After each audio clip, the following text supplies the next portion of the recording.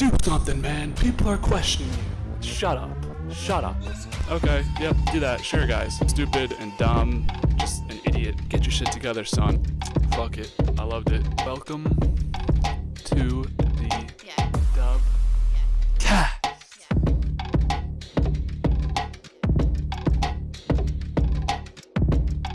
Alright, guys, welcome back. I'm rejoined by UFC expert Shane.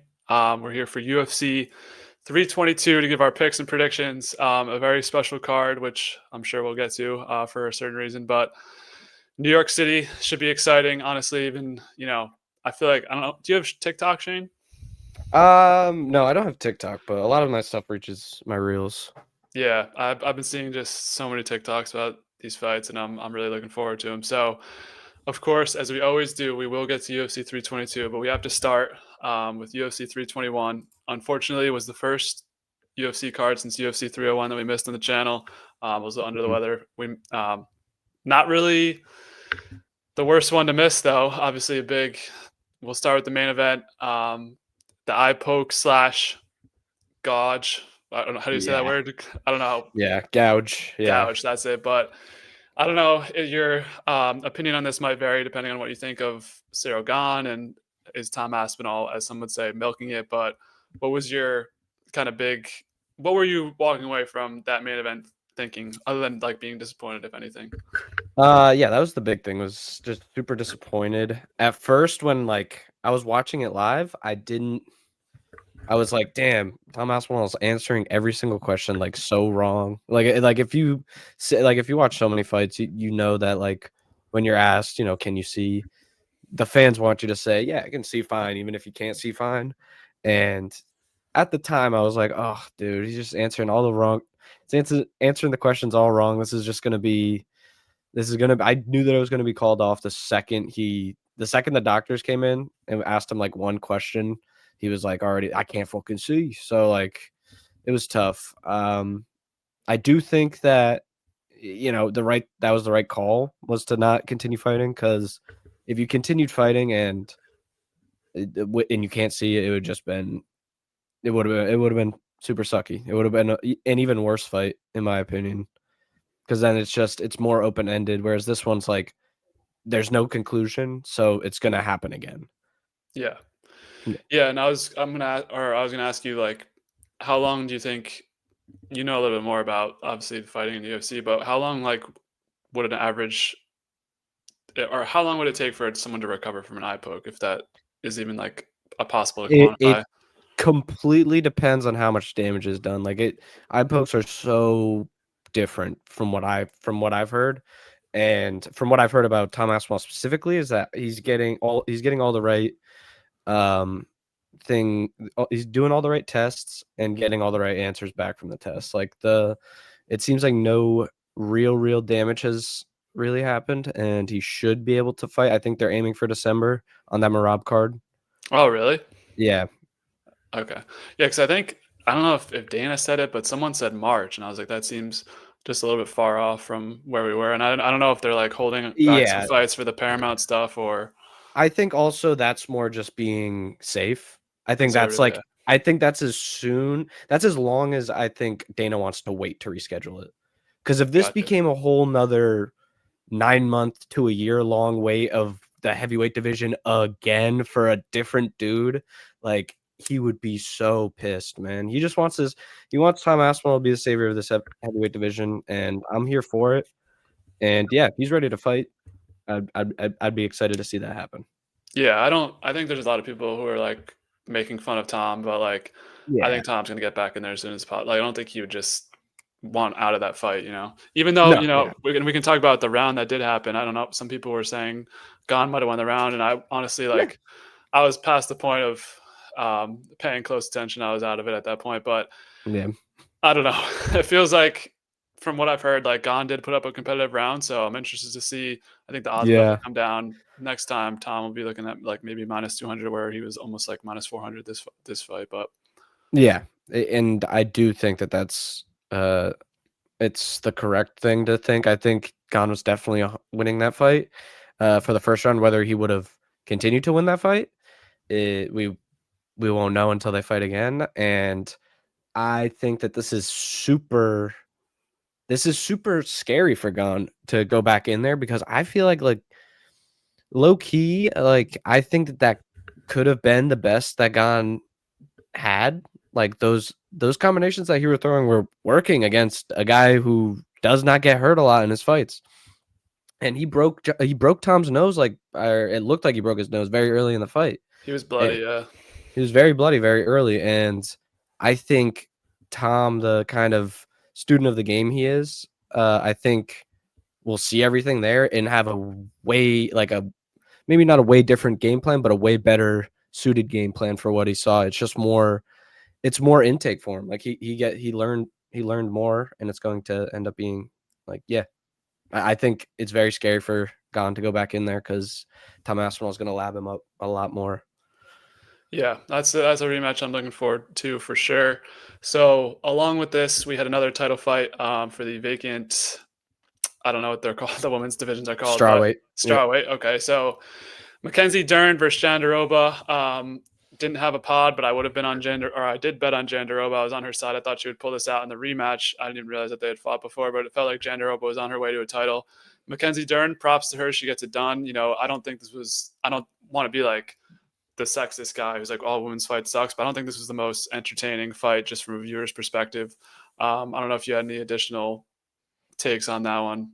I mean, I think it could have been, it could have definitely been a lot worse. I think I agree with that. much. I don't think it was like one of the worst title fights ever. I think it was just like, yeah, well, we remember that fight happened in like a year, Yeah, I mean, I don't know. It's for me, it was a scrap. Like for me, I didn't love the fight. I also really did not hate the fight. Like after seeing, the Raquel Pennington fight, where she first won the title, seeing the oh my god, what I just thought of it. The Nama Yunus fight versus it was Carla Esparza, pretty sure, where it was pretty much nothing. And then the Israel Adesanya had a crazy fight against Yoel Romero.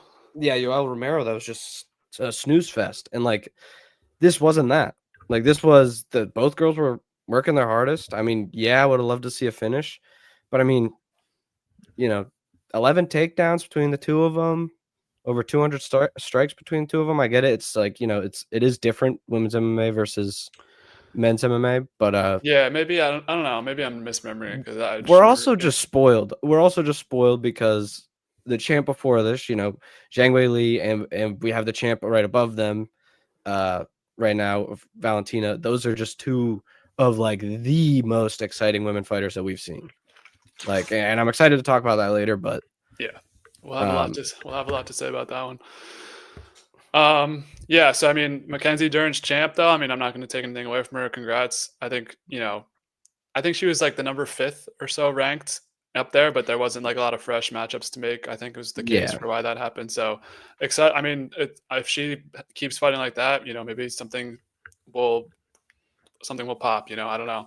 I don't know what's next for Jandiroba. I know she's pretty up there in age, but we'll have to see if she can get herself into another title run. I think basically the women's fight, our sport in general, is depending on these two super fights, the Nunes Harrison, and then now Valentina versus Zhang Weili, who retires, who stays, that type of thing. So we'll find out a lot after this weekend. Additionally, on this card, we had Umar. I think the bigger takeaway was Mario Bautista, where Umar was like minus 725 or something, and Mario low-key almost won the second round, or did win the second round in some people's opinion. Yeah, definitely. We've come a long way with Mario, where we were kind of, at least I was very out on him after the Jose Aldo performance in the clinch, but he put in a good performance against Patchy Mix, completely embarrassed him. And then this one where, Umar came in as a huge favorite. Mario did put up a fight. He definitely didn't give up at any point. So that was nice to see from Mario. I'm sure he'll be back, but I don't know if you had any broader takeaways. I think the big question here is Umar rematch. Does the UFC want that to happen after Merab theoretically beats Jan, or do you think they want to get Umar another fight before that rematch takes place? It's tough. Yeah, I think because you already have the Peter Yan fight, where if if by chance Peter Yan wins, then I think absolutely they're gonna put Umar as the next title challenger. You don't If think it's, Merab gets the rematch I think Merab gets. Oh, you're right. against Yeah, Jan? But they've against already Yan, fought before. Like it depends it how would it have been a goes, no. It obviously. would be a But trilogy fight, so it'd yeah, be exciting. So that's a good point. Yeah, Merab would probably get the rematch, and shoot, I don't know. It's tough because I just want to see Umar fight one more person. I I know it's agree. like I know it feels cheap, but also he went from what it was. I think he was ranked like 11 or 12 when he beat Corey Sandhagen, Yep. and then got to the Merab fight, and this is it's Mario Bautista. It's not. He was on a win streak, and he was not to take anything away from him. He was doing very well, but I think Mario was like number 6 or like he was in the middle of the pack there, or yeah, kind of like the upper middle. he was on the rise. He Yeah. wasn't coming down. So it's not like I just think I would love to see him fight a Sean O'Malley. I highly doubt Sean O'Malley takes that fight. Um, that would probably that's the main fight that I would want to see. I would also if Jan did lose, I would love to see him fight Jan. But then that really scares me that Jan will just beat him, and then we're in the same space that we're always in the bantamweight division, where Jan is just another contender that's probably going to fight the champ a couple times. Yeah, I don't know. I think some people were saying maybe Davison Figueiredo because a lot of people think Zhang Yadong and O'Malley are gonna end up fighting. Oh, you're right. Yeah, you're I don't right. know. Mario Sonya Batista's Don. number 9, and then above him you have Cheeto, Zahabi, and Figueiredo. So it'd have to be one of those guys because they're not gonna run back the Sandhagen rematch, I'm guessing. Yeah, no, you're So right. it'll be interesting to see if I feel like it's gonna trend towards Umar just getting another chance, whether that's against Merab or even if he has to sit out and wait against Jan after their trilogy. We'll see. Yeah. So the other big one on this one was the decision between Volkov and Almeida. Now I will say I think I was texting you this day. I was a little salty because I did have money on Jailton, but overall I'm happy with the decision because we need to go back to damage-based scoring. Yeah. Yep. And if you're gonna sit on someone and do nothing, you don't deserve to win, even when like Mhm. Volkov's on the ground in the position of being taken down, but he's doing stuff, So I'm fine with that decision overall. Like the whole day was a loss betting wise anyway, so I'm not going to be whatever. Yeah. But I don't know. It was just one of those days. But looking back on it, like I'm happy that Volkov did end up winning that fight. I don't know if you're able to catch that one live. I Yeah. remember you said you like heard about it, but Yeah. So the main thing that I'm happy about with this fight is like, yes, obviously the whole damage-based scoring, and even Dana talked about it afterwards. You can't just exactly what you just said. You can't just lay on someone for 3 rounds and think that you're just going to win the fight. You have to do something with that positioning. And I just when he kind of put that in my brain, I was like, oh, that would have really sucked for Volkov, because imagine you lost this fight, like the judge scored it the other way towards right. Almeida. You lose this fight, and the fight before this was the Gane fight, where everybody, including Dana White, thought that Volkov won. And to see someone who on the same card was fighting for the belt and then threw away his chance by poking the dude in the eye, in both eyes, and freaking yeah, it would have been so I would have been so salty if I was Volkov and lost that fight. So I'm happy to see him get this win. I don't think it's as at the time I thought it was a little bit more charitable than now. Like looking back at it and thinking about it, like yes, really Almeida did not do anything with his positioning. Um, I just I think I think the judges made the right call here. Yeah. And now Volkov's number 2. So if that Aspinall rematch versus Gane happens quickly, he could be right in there against the winner either way. Yeah. I don't think Tom gets an immediate rematch. Maybe, I don't know. He probably would, but I don't know. Yeah, I don't know. They probably wouldn't want to run it back for the 3rd time with the eye poke It'd decision. probably be Tom Volkov, because I don't think that's matchups happened yet. Yeah. Finishing up this card, I thought the Azamat knockout was sick, and also Keon Salkid. I think I was fading Keon, but that was an amazing spinning. I think it was the spinning leg kick, right? Is that Yeah, what? Yeah. he is awesome. He was someone that I had on my he was like one of my only bets that hit during this whole thing. But it was really I really like it. I really like Salkild, I believe it's called. Yeah, Salkeed or something. So it's a weird last name, but that was all I had on this one. I mean, Ikram Alaskarov and Kline got the wins. Walter Walker, Nathaniel Wood, Chris Barnett took a loss, shocker, and then some early prelim stuff. But Yeah, he also got cut today too. oh, Chris Barnett got cut today. Mm-hmm. Dang. I mean, it kind of makes sense. It does make I'm sense. surprised he didn't get cut a year ago when he was like running out and he tripped on his leg and he against Kennedy Nichekwu. Yeah, that was a bad look. I'm pretty sure that was the fight after his wife like unexpectedly like died in like a crazy fashion or something like that. I think geez. the UFC was keeping him in. Oh, that's nice of them. Yeah, that was his last fight, was Kennedy. So yeah. Oh, okay. So yeah. He hasn't been fighting. He doesn't fight that often. The time he fought before that was Nate Diaz versus Tony Ferguson. So, you know, he takes okay, a lot. yeah. That's a long time off. Yeah, I don't have Twitter at the moment, so I don't see the fighter cuts anymore. I missed that. That's Twitter pages or the tweets when they're like X has been cut. So I don't know. All right. So there was a lot to cover last time in between, so I'm not sure if there's anything you want to bring up before we get to this card, but no, I feel like this is kind of a perfect week where there really was not much in between the two pay-per-views. Yep. So in between, we had Garcia over Onama, and then the weird Waldo Cortez Acosta, where he got eye poked by Tom Aspinall's.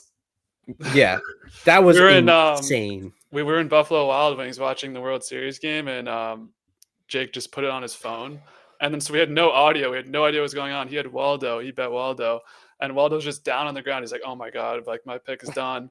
And then he like kept it on for some reason, and Waldo just gets back up and then gets the knockout. We're like, that is the craziest shit ever. That was insane. I had it the other way. I bet against Waldo because I was betting because it was Tom Aspinall's fighting partner, and I looked over because I'm pretty sure I just had it on my second monitor and I was gaming or something, and I look over and I see him down on the ground. I'm like, oh great, that pick hit onto the next one, and then 2 minutes later he's getting hammer fisted into the ground. That was nuts. That was rough. Yeah. Garcia, I mean, Onama felt like a good prospect coming up, but I think Garcia is like legit, so good win for him. Yeah, I think both those guys this was a really like good no-name fight. Like people no name's kind of a bad way to put it. Like this is a good now you know fight. Like if you didn't know, now you know type of thing. Where I think I watched Garcia piece up Calvin Kattar. I think that was his fight before that. Calvin Kattar, yeah, I believe so. Yep.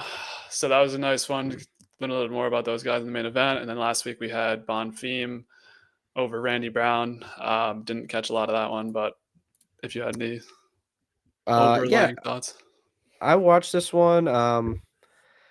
Kind of a mid card. Well, not a mid card. I really enjoyed because there was a lot of finishes, top to bottom, which is always good. This was kind of a similar thing where I really did kind of believe in Randy Brown, and I don't think he did a terrible job, but got kneed and KO'd, so it was tough. But yeah, nothing really. Yeah, I like Randy Brown too. So to wrap up the year, we have next week is Sarukian versus Hooker, and Bilal versus Ian. So some crazy. We might have talked about that the last time. I'm not sure if that news had just dropped or whatever, but that's a good fight night to end out the year. And then your guy Merab versus Yantu with Pantoja on the same card. A question I just thought of actually. Let's say Pantoja wins and Merab wins. Does Merab go for the Pantoja call out? I know he's been very against doing that seemingly, but do you think in that scenario that could possibly happen? Dude, I would hate for Merab to go for the Pantoja call out just because I don't want to see him cut to flyweight. That is a drastic cut. I would much rather see Pantoja call out Merab or Merab tell Pantoja come up for double champ status. I'd much rather see Merab move up a weight class than cut a weight class. When it's those light guys, it's really scary to see them go down. Like, I don't know if you've ever seen Pantoja going up, not Merab coming down. Yeah, exactly. Well, and so in that case, I don't really see why Merab would call him out because you're not getting a double champ status for that.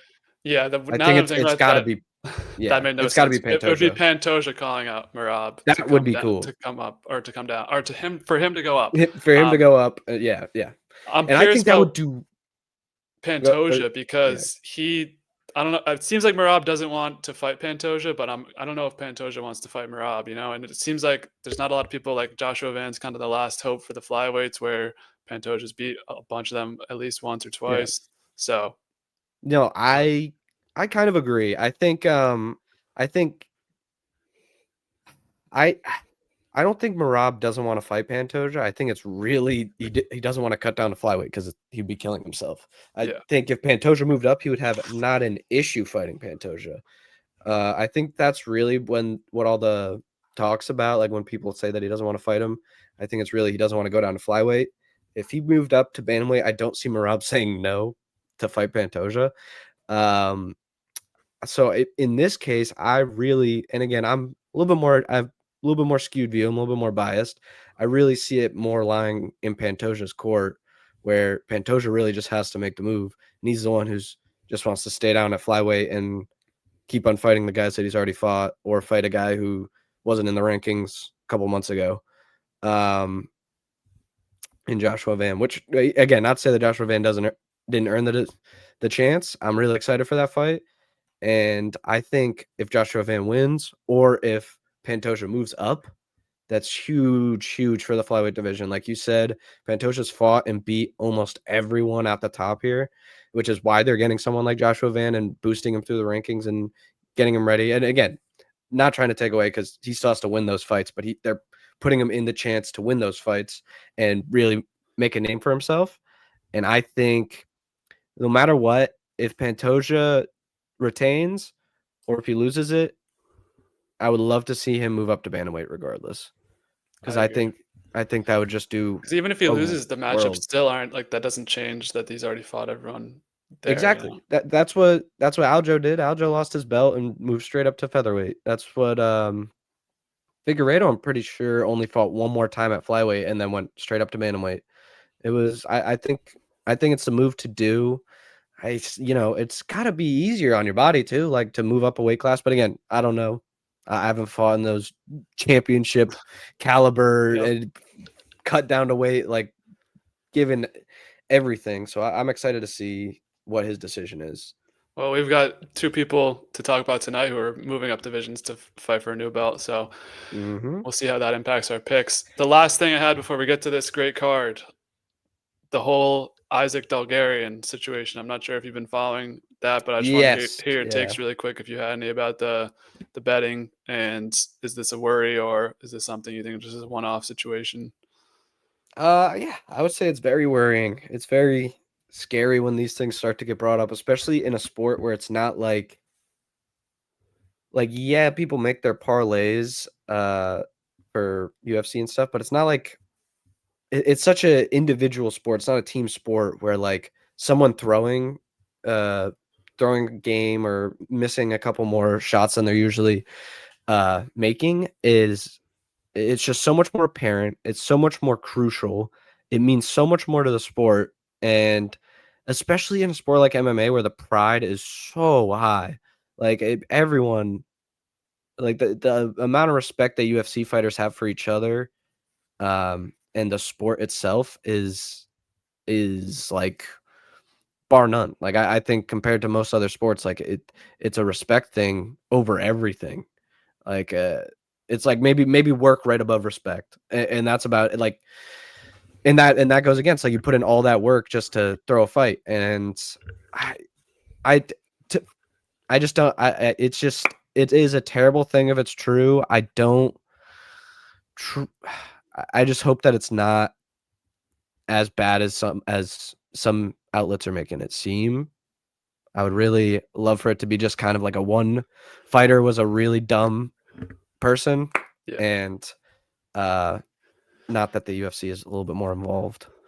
Yeah, well, I was explaining it to some of my friends where, like, obviously the big NBA scandal happened. We're both a Yeah. little bit of basketball fans. But I think MMA is weird because you have the referees and a certain referee, I don't know if you want to get into it or not, has been True. called out. There's been clips of those, but Yeah, Herzog. Yeah. Herzog. But I mean, I'm not accusing him of anything. It's like you can go to any fight and be like, is that too early? You know what I mean? Dude, I saw the funniest clip where it was like, yeah, I've always believed Herzog has been throwing fights. He's been paid out, and the first clip is Herzog going ready fight, and it's the Ben Askren versus Jorge Masvidal fight, which he was the ref of. And oh, he was the ref of that. Oh. Yeah, so it's obviously it's so scary. Like it is. I joke about it, but it is very scary if any of this stuff is true, especially referees. Like that's a good point too. And judges just have so much power. Judges are so like they have so much power, and they get they're out of the public eye. They're so like unlikely to really get investigated, and if they are, we barely hear about it. The public barely hears about it, and that like the most that will happen is that they just don't judge again or never judge in that state that they messed up in. And I really do wish that the judges thing was much more public. Like I low key, like even if it was just like they made a more emphasis when they name out all the judges where it's not just the names. Like I want to see their faces of these fuckers that are like some of these guys that are really just making some of the worst cards that we've like scoring cards that we've ever seen. And it's sketchy as hell. And judging is something that again is so sacred, but it's not like you're a fighter. It's not like you're in there giving blood, sweat, and tears. So it's less likely for these people to hold that same respect. Yeah, there's a couple of judges that you see their name in the bottom right corner, and you're like, we might get a rigged decision for us, even if things go awry. All right, so I don't want to make you too nervous or make the viewers too scared. Well, let's get to the hype. The UFC 322 taking place in New York City, New York. And there's one reason why I said it was a very special card, because you are going to I will be there. 322. You went to, what was that, 310 last year? 09. 309, okay. I believe, yeah. Close enough. So what's your are you 10 out of 10 excitement on this, or is you just going to full send and just see what happens, or is there like you're going to root on a specific person, just kind of the things aligned at the right time, or things aligned at the perfect time when we first saw this happening? Because my boy Joey, who I'm going with, has always been a big, like, he loves the wrestling guys, love the Dagestani guys, loves Islam. So when Islam's super fight was announced at MSG, I was like, okay, now that's cool. I know Joey's going to be at least probably thinking about going to that one. And then I see right below it, my favorite woman fighter, probably like my top 3, maybe top 5 fighter of all time, Zhang Weili is fighting for her second belt as well. So it's like, holy shit, we get to see both of our favorite fighters like go up there and go for a second belt in both of their toughest challenges yet. And then that was it alone. And then they start announcing all the other fights, and this card is stacked, like stacked. The last time when we went and we saw John Jones and Stipe, and then Charles Oliveira and Michael Chandler. After that, it was like Bo Nickal, and that was it. Like there was some like if you're a big UFC fan, like yes, there were exciting fights and big or decently sized implications. And Mauricio Rufy was there. I almost forgot about Rufy. But like that was a weird. He was fighting like the guy who came in like 10 pounds overweight, right? Yes, yeah. And he got a crazy KO. But it was tough to. It was not tough. It made it so much easier when I saw the ticket prices, and it was like when we checked, it was like $100 cheaper than when we went to see John Jones, because like it's John Jones, so I kind of get it. But this is such a stacked card. Like the John Jones fight, if that wasn't in New York, I would have been perfectly fine watching that one at home. Like it wasn't like a crazy card. This one, like if this one was in like Las Vegas, I'd be like, oh my god, this is a crazy card. If stars aligned and I could go there, I would actually pull the trigger and go there. But this one's just in New York. It still is freaking expensive as hell, but we pull a few strings and we get it done. And once in a lifetime experience. Exactly. And me and Joe we made the we made the pact when we were in the stands last time because it was just such a fun time. We went back to the hotel just like ear to ear grinning, just like the most fun we've had at like a live event. And we were just like, dude, this is like crack. We need to do this every time they come back. And if they ever go to Boston too. The Boston one would be so sick because I'm waiting for that next Boston one to see the prices. That one would be fun. I'm glad I didn't go to the last Boston one though, because that was Aljamain getting knocked out, which would have been sad. Tough scene. That would have been sad, but I'm so excited. I got the Zhang Weili, and I got my boy Joey Islam an Islam shirt. So nice. we'll be repping up, geared up. Stands. Yes, I am so pumped. Like again, top to bottom, like the main card. Each fight in the main card could be its own main event. Sick. I'm so excited. I mean, I was just looking at UFC 309. Nickal was the third to last fight, and now he's not even on the main card in this one. I mean, he did take a hit, but I'm so happy that they decided to do that too, because he was in the main card, and it was Beneil Dariush was pushed down, which was disrespectful as hell, man. I love to see Beneil get pushed up. I don't even want to go through all the names on this card because we're about to go through them all. We're about to go through it anyway. Yeah. So I'm just so excited for this card. All right. So we start off in the early prelims. Will you be seated in your seats watching Viacheslav Borshchev versus Matheus Camilo?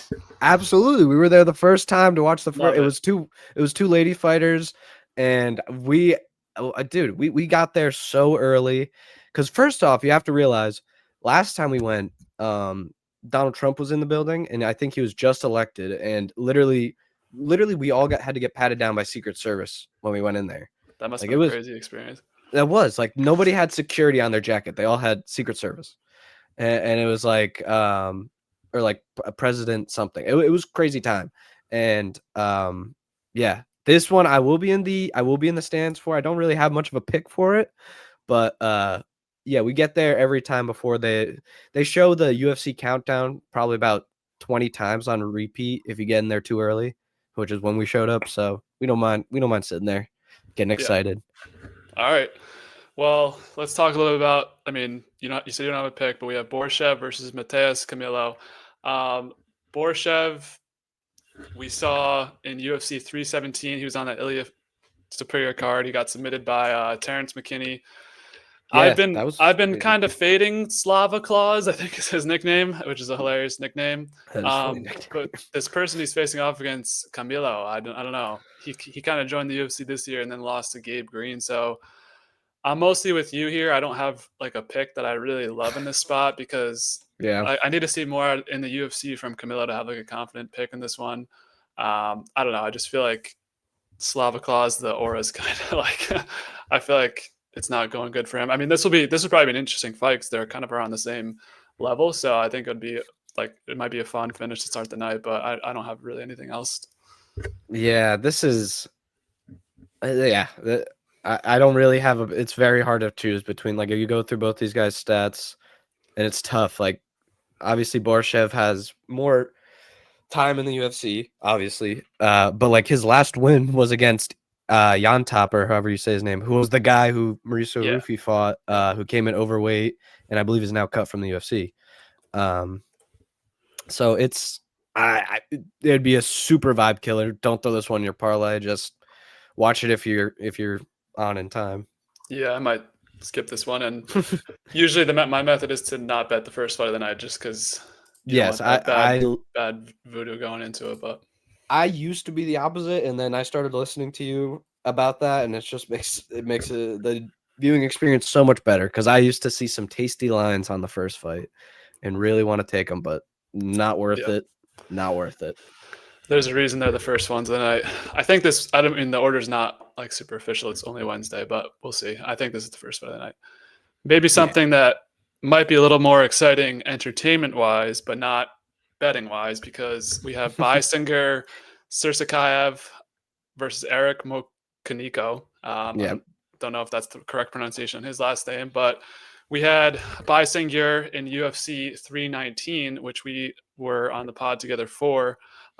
He got a second-round knockout over Eric Nolan, who I believe was I think he was like a U.S. veteran or Army veteran or something, which I remember watching that fight. I didn't have anything on it, and then it was like, oh, when's this guy gonna kind of wake up? Because he was a huge favorite in that fight, and then you saw why he was like a minus a million favorite in that one. Yeah, and Eric Nolan was making his UFC debut. Yeah, and Eric Nolan wasn't even like bad in the fight at all. Like he put into like a good like almost I don't want to say resistance, but like he was doing as much as he could. He didn't. They went to a second round, which I don't think a lot of people expected out of that one. Yeah, I didn't realize how new Susurkaev is. He his 2 fights, one in the contender series was against a guy who was 0-2, and then Eric Nolan was 0-1. So his combined fighters records are 0-3. So it is tough to predict this. And Eric Monaco doesn't really have much. I mean, Cody Brundage fought I was gonna say he passed the Brundage test, which I kind of love to see. I there's something about me that like hate loves Cody Brundage. Like I don't want to bet on him. I don't even really want to see him on a card. But like then when I see him on the card, I'm like, okay, it's a Cody Brundage fight. Like he's a weird, funny guy. I kind of like Cody Brundage. I feel like he fights a lot because I look at these resumes and he's everywhere. He is everywhere, and he fights everyone. Realistically, like, yeah, he fights everyone. He's a cool dude. So, is there anything sticking out to you on this fight? Obviously, absolutely. The plus 675. Throw $2 on this, man. The guy lost to Rozaboyev and beat Cody Brundage. Like the other guy has 2 wins over 2 people with a combined 0 wins. So in the UFC, which one is a contender series fight, so that's even more or less. So it's I'm tough. with you on that, like because the non-UFC stuff is so hard, especially when you have the recent influx of talent of people that we were supposed to believe to be hyped up. Patchy Mix, Aaron Pico. It's been rough. I mean, Pitbull kind of got his back, but but even still, he got fraud, like not fraud check because he's a legend in the other promotion, but you know he got handily beat by Yair. I think that's fair to say. That's the best way to put it. Yeah. So Eric, if Eric McConico has 1 or 2 fans in the crowd, it's you and your Joey cheering him on. I'll try and convince Joey. Dude, come on, he's plus 675. I'm sure.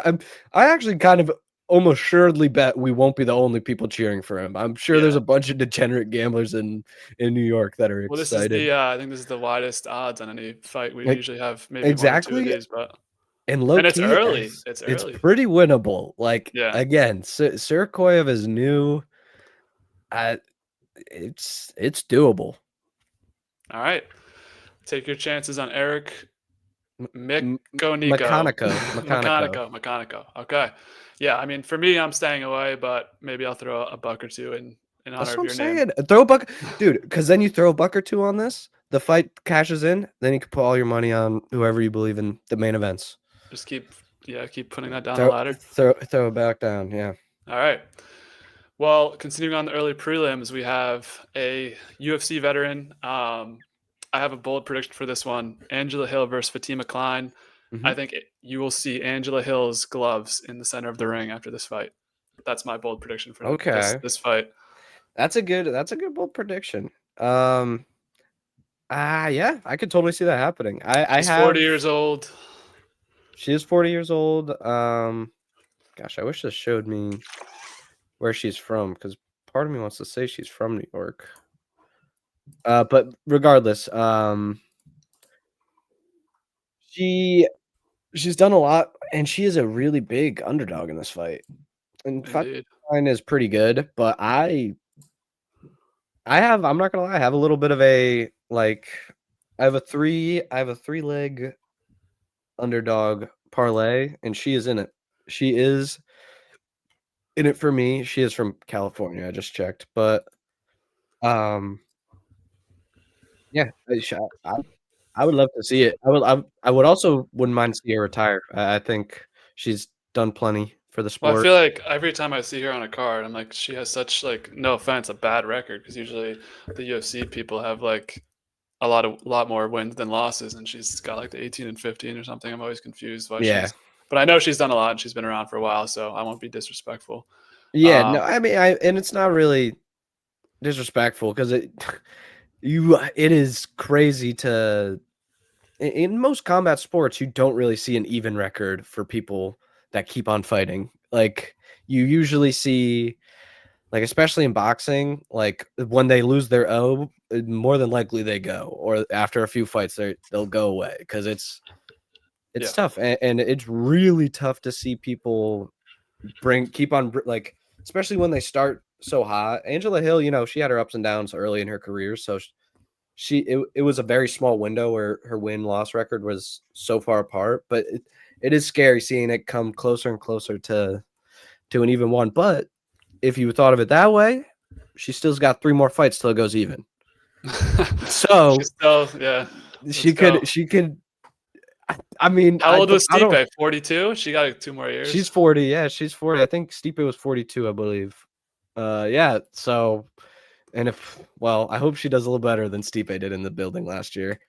But well, she's still, props to her. She's still got the number 12 ranking in the women's strawweight division.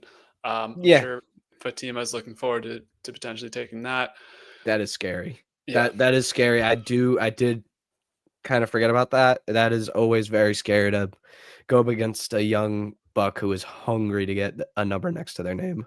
So yeah, well, I'm not confident in Angela Hill myself, and I have my new rule that we've kind of been over since the incident is not to touch anything over minus 400. So instead of that, I'm going with this fight to go the distance. rounds. Yep. I know you too well. It's a woman's So we're favorite. going anti the big money lines. I would take Fatima, but minus 520, that's not for me. We're going with the rounds to go the distance. So we got that as one part of a parlay that you'll love later on that we'll reveal fully. So that's all I had on this one. Any additional thoughts? No, I would just, I think it'd be cool to see an Angela Hill win. It's definitely the person that I'm going to be rooting for in the building for this fight, because it's what I did for Jim Miller too. Like Jim Miller was at the other one, which he was had a nice win that card. Super cool submission win where he was a pretty decently sized underdog. So I'd love to see the same thing happen here. Did anyone retire in that one last year? No, right? No. Chris Weidman retired. I think that was going to be his retirement fight, but then his fight got canceled, and then he retired the fight when they rescheduled that fight. Okay, which sucks because he's from New York, so it was going to be cool to see him there. Yep. Continuing on in the early prelims, we have a featherweight fight between Pat Sabatini and Chepe Mariscal. So not super familiar with both these guys. Seems like they both joined post 2020. Pat's been around a little bit, beating some guys, losing to Damon Jackson. He also fought Diego Lopes, which is, I think, one of Lopes' signature wins. Yes, and then it is. With Chepe, he's got a little bit more, slightly more higher level of competition where he's got Trevor Peak, Jack Jenkins, Charrier, who I know is kind of a feisty guy there. They both fought Damon Jackson. Sabatini lost to Damon Jackson, and Chepe beat Damon Jackson. And you said Morgan Charrier, right? That French dude, I can't believe he got that win over that guy. And I'm kind of pissed right now because I did not get this line when I put Chepe in my freaking really my parlay. It's actually, I thought that I had all underdogs. I forgot I had Chepe at minus 115, bro. I'm so mad. I'm so mad now. Because here's the thing. I love Chepe too, and he's spoiler alert, one of the only underdogs that I'm really like willing to go out there and grab. And I was worried that by the time we came around to film this, because I always do my prep earlier in the week, that it would move. But this hasn't moved at all. It's been plus 110 on DraftKings the whole week. So damn, I bet this on the 7th, so it was a few days ago. Okay, yeah. So I don't know, maybe something happened there, but I like to try and get some fucky lines, and sometimes it bites me in the ass like that. Yeah, I mean, it's not too much of a difference, but I guess plus to minus is pretty bad. But I don't know. I think Chepe here as a slight underdog, like you're taking a chance. Yeah, and Chepe hasn't lost in the UFC at all. And he's fought good guys too. Yeah. Like I can't believe this is the third fight of the night, or fourth. Yeah, this is the last or second to last one on the early prelims. I'll have to look into that in a second. But yeah, I think this is Chepe, and he's, like you said, he's got the better level of competition, undefeated in the UFC. I'm not sure how I envision him winning this fight because he does He- kind of mix it in between all methods. I don't know if you had a thought on that, but That was the other thing that I was gonna say is that he's not a one-trick pony where all of his fights are 2-second knockouts or submission wins. They're all unanimous decision, split decision. That Meerschaert fight was crazy. It's a split decision for a reason. It was a really good fight, and that he got the KO. He's got a KO win, no sub yet, so that's something that you could always improve on. But Sabatini's never been submitted either, so it's probably yeah, it's we can probably probably rule better. that one out Yeah. there. And then so it's probably if we're hoping for a knockout or maybe like a first and third round, whatever rounds you need to win. It doesn't matter. But Yeah. Chepe, Yeah. I believe. agree. All I right, agree. so we're both on Chepe money line right there. Now I'm seeing this one is still on the early prelims. I'm not sure. Sometimes they do like 5 in the early prelims, 5 in the regular prelims, or like 5 and 4 to switch around. So this might be on the regular prelims, but it's Kyle Daukaus and Gerald Meerschaert, who Gerald Meerschaert, I think we talked about him at one point, GM3. But baby. I'm more interested in this Kyle Daukaus storyline where he was in the Dana White Contender Series in 2019. He comes into the UFC from 2020 to 2022, and then he got seemingly cut. I mean, I guess that's like people can leave for other promotions. I don't know the full story. I wasn't like fully locked in at this point, but he comes back in August of this year, gets a big win, and now over Michel Pereira, who's like no slouch. I think that was his win. It's a great one. Great one. So now here he is. He's got the GM3 test to officially move him up a little bit. Actually, I have a question for you. So we know the rankings are 1 through 15, right? Does the UFC have additional rankings on their board that they just don't care to show? Like, is there a 16 through 40, or is it kind of just like there's not secret rankings. I think in their own head they have people who are like there's different levels to even unranked fighters. That'd be interesting if they do. Not something that's public that we know. Yeah. It would be super interesting to. That's what I figured, because if it was public, they might as well just like put it on the thing. But yeah. So I think this is like a nice challenge for him. And the problem is that the problem maybe for you at an entertainment standpoint is I'm not sure Gerald Meerschaert has much left in the tank after watching his most recent performance against Nickal. Olaskera or Olashchek. Yeah. I mean, he's part of the Fighting Nerds now. He's looked a lot better in his last couple of fights. Like I remember when he fought Kevin Holland and he got his arm like submitted easily. But since then he's been good. Like he beat up Cedric Dumas, he beat up Gerald Meerschaert. So maybe Mikal's no slouch. And I don't know what's your mileage on GM3 at this point. I think he's one that's up there in age as well. I think he's around 40 years old.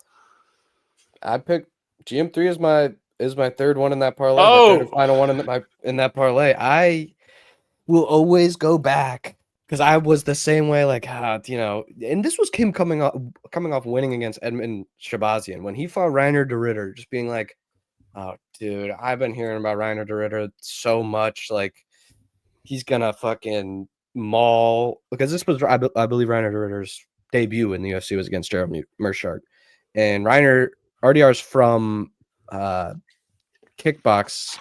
I forget what promotion he's from, but he's a champion from whatever promotion he's from. And I was really excited to see this. And I was really excited to see Reiner de Ritter dominate.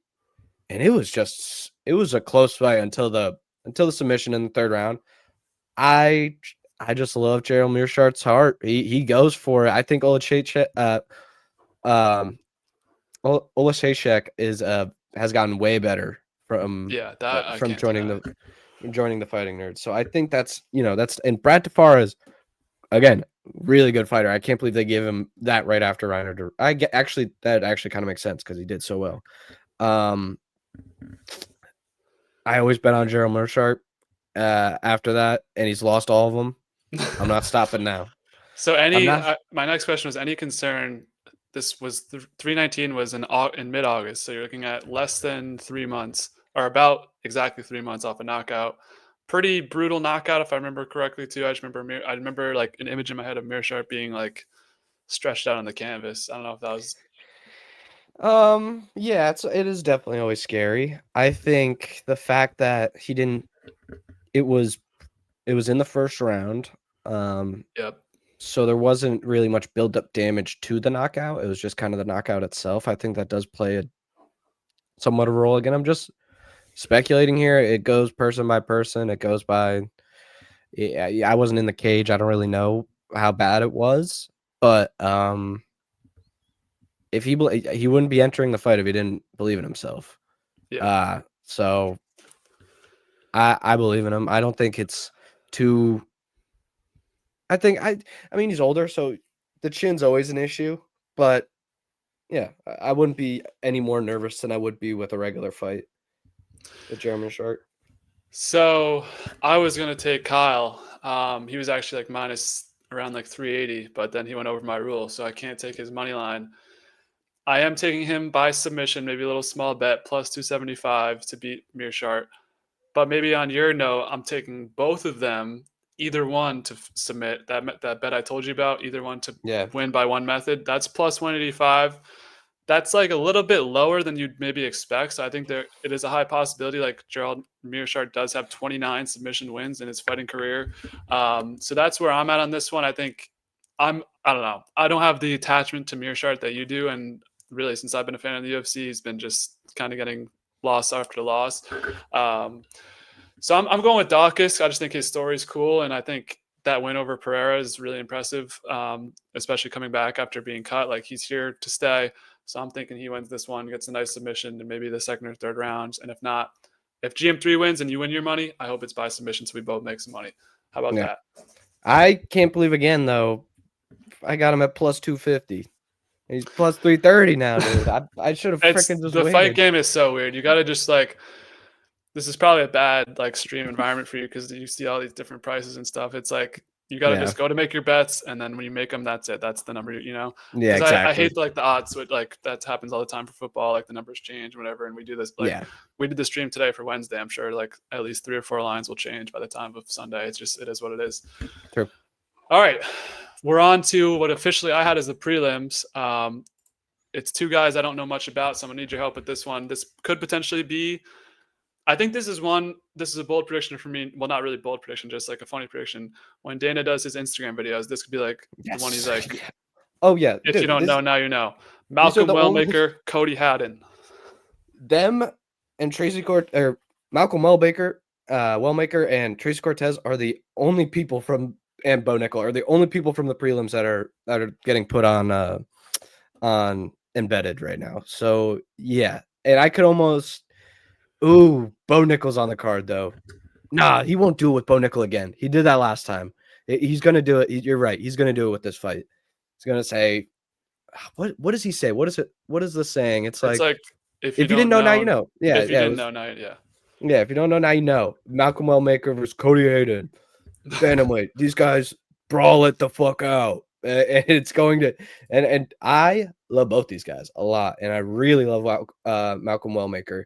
He's done all of this within a calendar year. Or not within a calendar year. Sorry, just over a calendar year. Atlanta, right? Because I know he fought Chris Muccino on his comeback.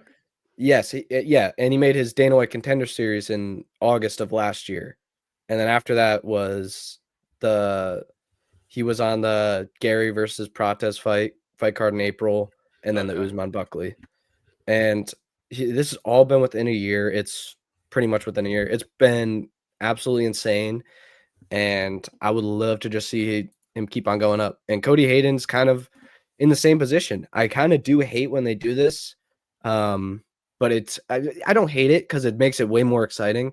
But I always just put myself in the shoes of whoever loses, because both these guys should just be skyrocketing up. But since they're fighting each other so early on in their careers, one of them's gonna surpass the other one so early on. And I definitely think that's going to be Malcolm Wellmaker. And in my real, I don't know, in my real parlay, I don't have him. This was I think this was a late edition, so I might not have even been there when you were. Yeah, well, it wasn't. I don't think it was a late edition, but they just weren't having it on sports books. Yeah, we didn't have odds on this one until today, or at least I didn't. But yeah. I mean, for me, this is a really interesting fight. Like you mentioned, it's kind of just like, I think if I'm seated somewhere watching this card, it's more one that I'm going to keep in the back of my head for the future of like, now I know who Cody Haddon is, how he fights, who Malcolm Wellmaker is, how he fights. I don't have a specific pick just from this fight. I feel like the odds are pretty short, and maybe that means like I should take Cody to. I don't know if I think it's that close, but I just don't know enough about either of them. I feel like there hasn't been, Yeah. Wellmaker does have the win over Chris Mutino, but Chris Mutino is famous for getting his face knocked to shreds by Sean O'Malley. You know what I mean? So it's like I don't Yeah. know how these guys stack up in comparison to each other. It'll be an interesting fight. I think this may be one that the next time we meet, you're like, that fight was sick to watch in person. Like I think this could be a crazy finish, and that's all you can ask for going to it. So I think this will be an exciting fight.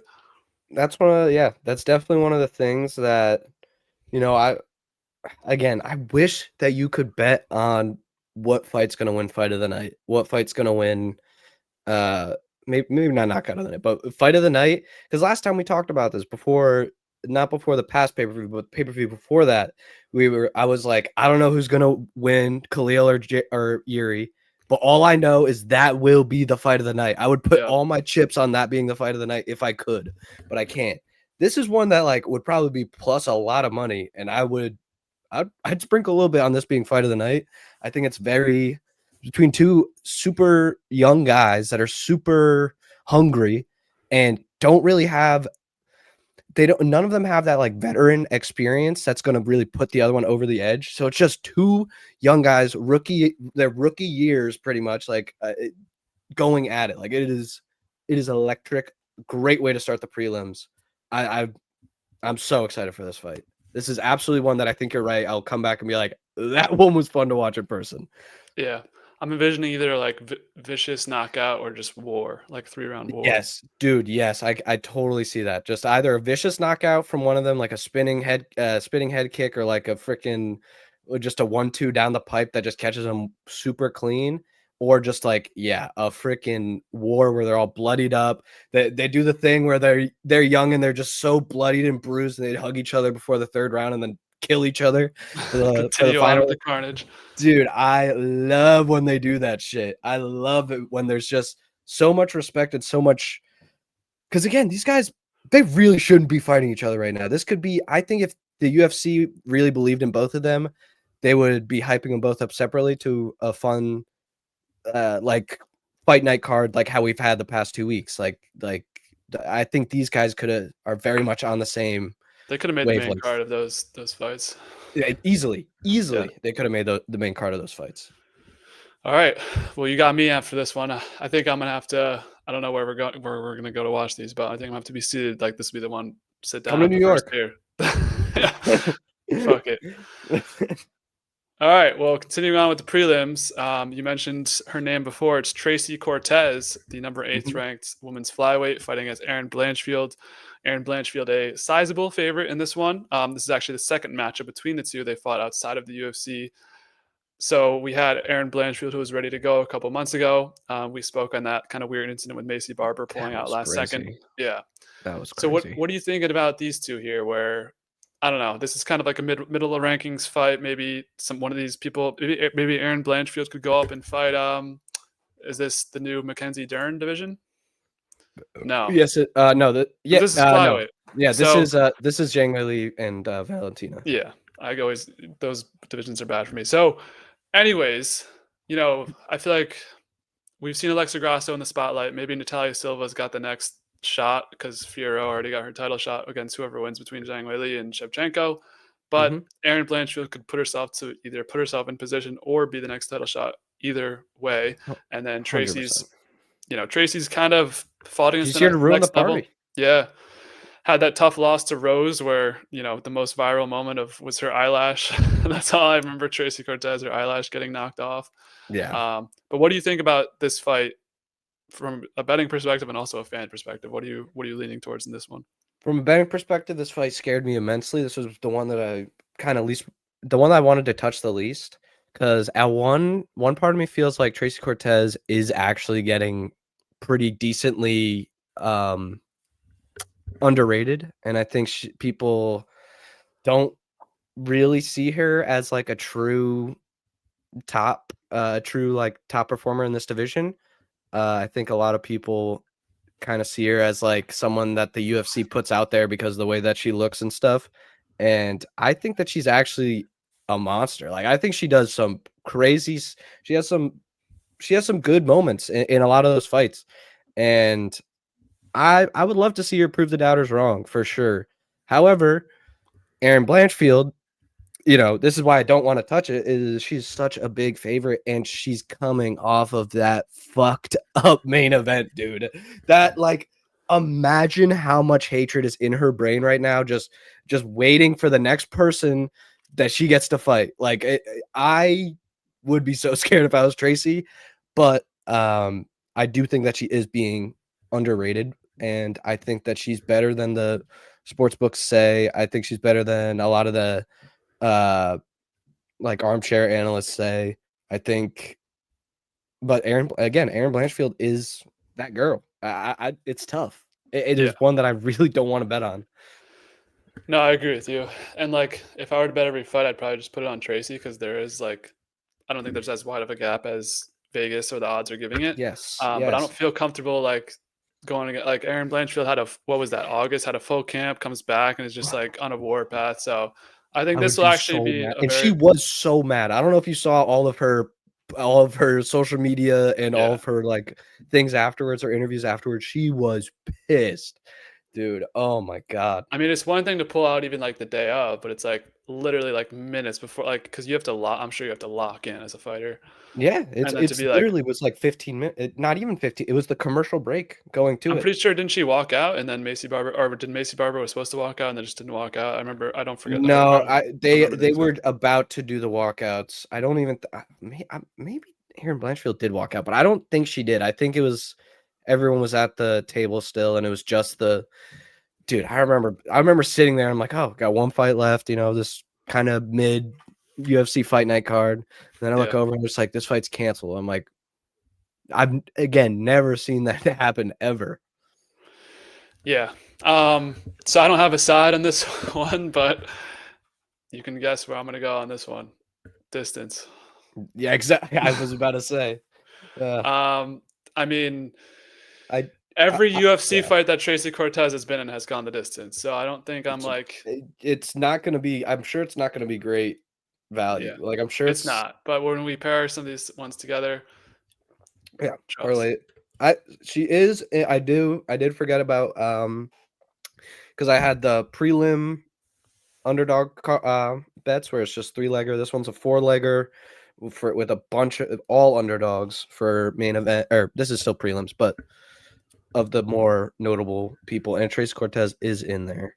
Okay. Which again, I had her at plus 200, which this one isn't actually as bad. So Also, well, I have my thing where it's like I feel like I'm just really bad at picking women's fights. Where it's like if I was like, oh, you know what, I'd really trust Erin Blanchfield to win this one, then Tracy yeah, Cortez would just like win 30-27. it's tough. It's tough. Other than our girl Eileen Perez, she's the only one I can accurately clock. But that's it. I can't get any of them. Well, besides the big ones, I can't get any of the like middle ranking girls right. Yeah. So I'll be studying. Maybe one day I'll get to. These are definitely two that are good to get to know because they're good. They're good. Yeah, I think I only watched Tracy and Rose. I don't even think I've seen Erin Blanchfield fight. All right, moving down the card, we have Roman Kopylov, number 15th in the middleweight division, going against Gregory Rodrigues. I think this is RoboCop's either first or second or third try to get back into the rankings. Obviously, had that big loss a couple months ago to Cannonier, I believe.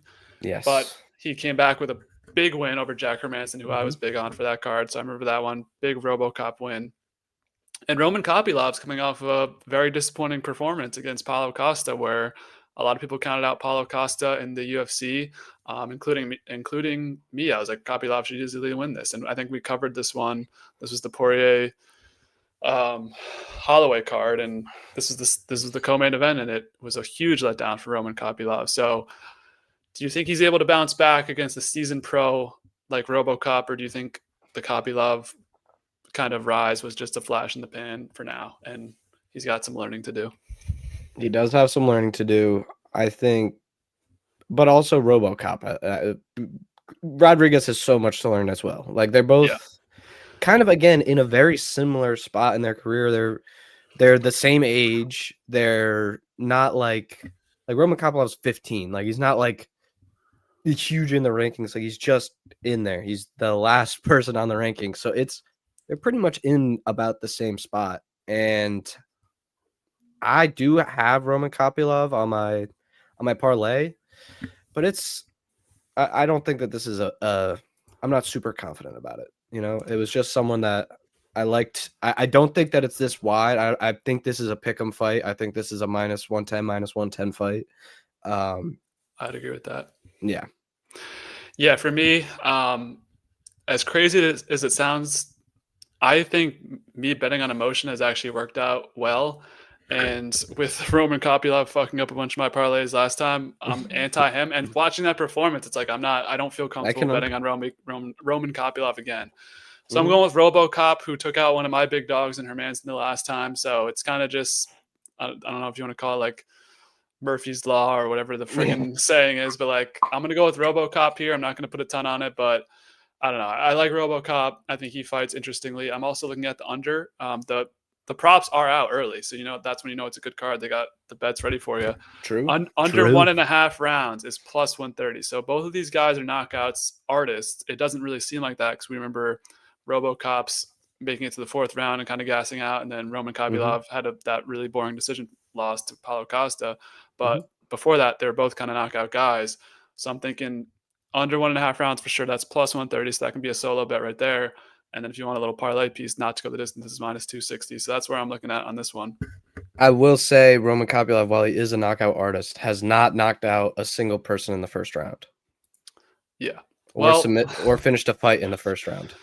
There's always that special message that pops up when you go to bet. Under 1.5 means 2 minutes and 30 seconds. So we got that time. We got that time. You do have the 2 minutes and 30 seconds. Dude, it's always a risky bet. I think last 2 cards ago, there was one that was like, they got the submission at like 2:35, and I was like, oh my, like it just hit me. It was crazy. But yeah, that's just like a little, I'm not going to put too much in that. It's a little straight bet +130. Fuck it, why not? And then we'll have to not to go the distance. Like even even if I were to say Kopylov's going to win this by knockout or something, like RoboCop looked pretty gassed in that his second to last fight. I forget. I think it was Cannonier, but yeah, it was Cannonier 4th. Cannonier gassed him out. So I don't know. I think this one ends early. I think this is a good one for you to watch as well. I think this will be an interesting fight. Hopefully Roman Kopylov is. Hopefully it's not a boring one. Yeah. I don't think it's gonna be boring. I think RoboCop's always kind of an interesting fighter. Yes, and I think that's actually a really good point. I think RoboCop's such an exciting fighter, whereas Paulo Costa also had it was his fight against Israel Adesanya where it was pretty boring again. Like he's someone that if you allow him to just kind of play his boring, lame ass game plan, he'll just let you. He'll let you do it, and he will win somehow, like he did against Kopylov. So I think Kopylov's going to be a lot more aggressive, and he's got a much more game opponent in RoboCop. So I think those two together, you might be onto something with under 1.5. All right. Well, let's hope for both of our sakes, for your sake, for entertainment, for my sake, for making some money. We got under 1.5 rounds.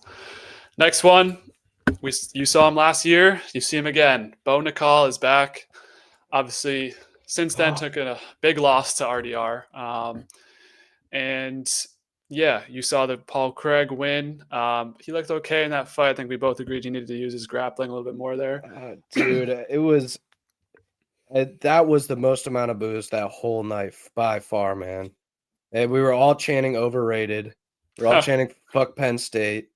It was, dude, he needs to go in there. If he wants to make like MSG like his place where he wants to be on the card every single time, like how he's trying to do, he needs to fucking win the fans over, dude. Like, see, it's always tough for me because I'm with Joey and our other buddy who are both big wrestlers and big into college wrestling. So they're big into, Gable Stevenson, Bo Nickal, all those guys. And they were really high on him. And especially that fight, dude, like that was the fight that was probably talked about the most on that train ride up there. It was like, holy fuck. Bo Nickal versus Paul Craig. I'm putting $10 on Paul Craig's submission. I'm putting $10 on Bo Nickal freaking knockout or over however many takedowns.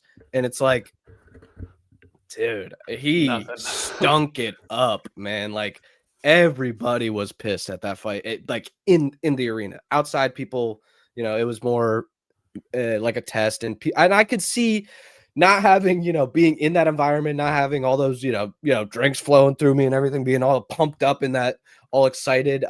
I can see how it was like kind of smart of him. But if he wants to keep on going to MSG, he needs to win the fans over. Point blank, period. That's what he needs. And I hope he is not at MSG next time if he gets booed off the fucking octagon again. I swear. I think he thinks the fans want him to stand up. It's like, dude, you're an all-pro wrestler. Just wrestle. Like, that's what we want to see you do. It's what it like, because I think part of it is because there.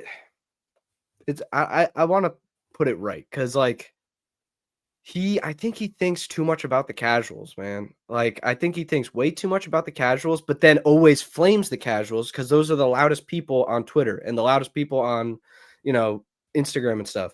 Like, and especially TikTok. Like, these people who he's always calling out saying, you don't know anything about fighting, blah, blah, blah, blah. You don't know anything about wrestling or any of that, which, I think most like diehard fans or some diehard fans can honestly be back and be like, yes, I don't know anything about that.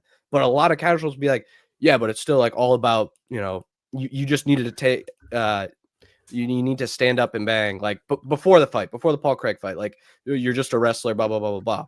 Whereas if you asked anybody before that fight about how good Bo Nickal is, like it was borderline like Ben Simmons talk, if you want to talk about NBA. Like when he was coming in, like, LeBron, you're good. Bo Nickal's here.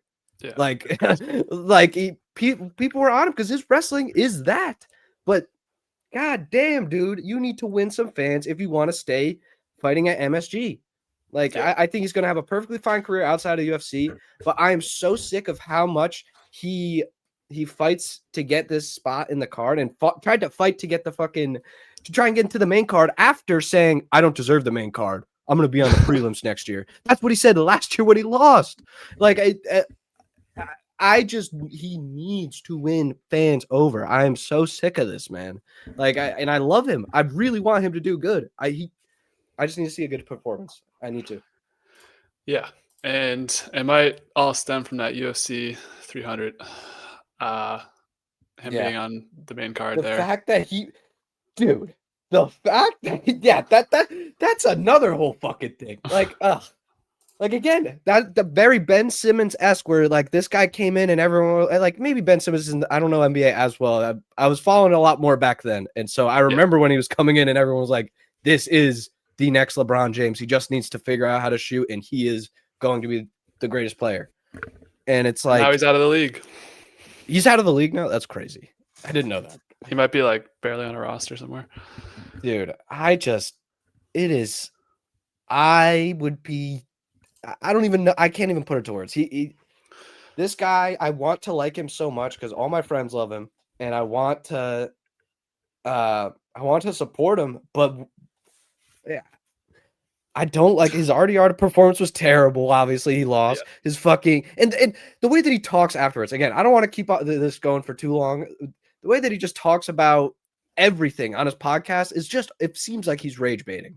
Like, he is just so infuriating sometimes the way he talks. Like, I can't believe that he almost got the main card spot over Beneil Dariush and Benoit Saint Denis after last year's performance. Like, come on.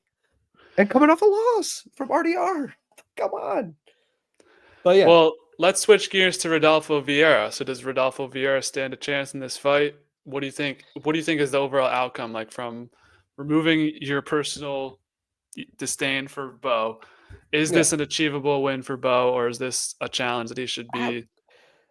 Absolutely, this is an achievable win. Again, I really want to like Bo. I really, really do. And part of me, I'm always like rooting for him because I want to see my friends be right about Bo Nickal being the next UFC champion. Like, because that's all they were saying before even years before he was even in the UFC. And it's just, dude, He totally can win. To answer your question, I almost just went back into a whole nother loop. He can totally win this. And Rodolfo Vieira, I think I'm not super familiar with his game, but the fact that I see almost all submissions is pretty awesome. I think Bo Nickal will see that, and hopefully he doesn't stand and bang like Paul Craig. But his only losses are against very, very good middleweights. You know, Anthony Hernandez is in the title contention right now. Chris Curtis is always a problem. Like I'm not saying he's top echelon, but it's always a problem. He's training buddies with an ex-champion. Andre Pedrowski, also a decent middleweight. Like he's no slouch. So those are his losses. And I think Rodolfo is a good test for him, and I really hope this is an exciting fight. Again, I can't do it. Well, maybe this is one where you get up and walk around, take a lap. Yeah, this is definitely a beer run. I can't though. Actually, I probably will. That's it. I just really hope this is a good fight. Well, I got Bo. I'm gonna put him on a parlay later. I think it's good value for Bo. Minus 205. Yeah, I think this is it. I mean, Vieira has done some things here and there, but we kind of know what he is. You know, if Bo's going to be who we want Bo to be, and taking all your words into account, Bo will win this fight. And I don't know how he's going to do it. Maybe 2-1 decision, 3-0 decision. I don't know. Again, his ground and pound was super good his first couple fights in the UFC. Like his hands aren't terrible. It's just you need to mix the martial arts. Could be the first one to chin Rodolfo Vieira. Yeah, I could totally see it happen. I don't know if he'll like full on clean chin him. I think it would be more like a stoppage because Rodolfo isn't defending himself on the ground. But it'd be great to see. Alrighty, so that's the prelims. This is the longest we've ever gone on the prelims. It's a great fight card. Yeah, I'm just excited as well, so I'm a little bit biased. Here we go. The one that almost got demoted, but didn't. Beneil Dariush and Benoit Saint-Denis on the outskirts of what is, in some people's eyes, the most competitive division in the sport. I did cover Beneil Dariush, thought he would lose to Moicano. He got the win over Moicano. My question to you on that end, and I don't want to be disrespectful to Beneil Dariush because I'm not familiar with this game, but that fight to me felt more like Moicano was just doing nothing rather than like Dariush was doing what he needed to do. Yes, he won the fight. Like I'm not going to take that away from him, but that felt like it was more on Moicano having like a bad day in the office. Absolutely, and that's always tough to judge. And only person that would really be able to tell you if it was like a slouch day would be Benoit, or not Benoit, Moicano. Yep. And it's also something to be said. It makes maybe he's just harder to fight. Like maybe Beneil's just a little bit tougher to fight, and then who Renato's been fighting. Renato fought Benoit Saint-Denis and took him out with a TKO doctor stoppage in the second round. That was a crazy fight. Yeah. I mean, credit to Benoit on that one. He was ready to go back out there, but they had to pull him out of that one. Yeah, that was a great fight too. And then on Benoit's end, I mean, we covered him when he fought Kyle Prepelec. We were kind of just put that one in. That was like the first fight on the main card, minus 1,000. But since then, he picked up that very impressive win over Hoofy in September of this year. Now he's back right away. Yeah, and a lot of people were high. That was kind of the beginning of the fall for the Fighting Nerds, where they all kind of took a loss there. So that was like, people are kind of down on the Fighting Nerds now, but that was when they were still hyped up. So I'm really excited for this one, and I'm really excited to hear what you think is going to potentially happen in this fight. Again, I don't really have a great idea of the method of victory for this fight. I think I could totally see it being stopped. I can totally see it going the distance, submission, knockout, all of these I can see happening. I really want to see Beneil Dariush win. I love seeing Beneil Dariush get his flowers. Many people don't know, the famous reaction of Joe Rogan going crazy. That's like every GIF now of him going crazy, like it on commentary. Yeah, when he grabs Daniel Cormier and that's Beneil Dariush knocking some dude out. Like people don't. Beneil is a great guy, and I love to see him. I'd love to see him win. When I got into the sport, when I like really started, because I watched UFC for a long time, but kind of just like with my friends. When I first like started watching it for myself, I saw him go on that skid where he lost against Oliveira and lost against Arman Sarukian. But that's his like only skid other than earlier in his career.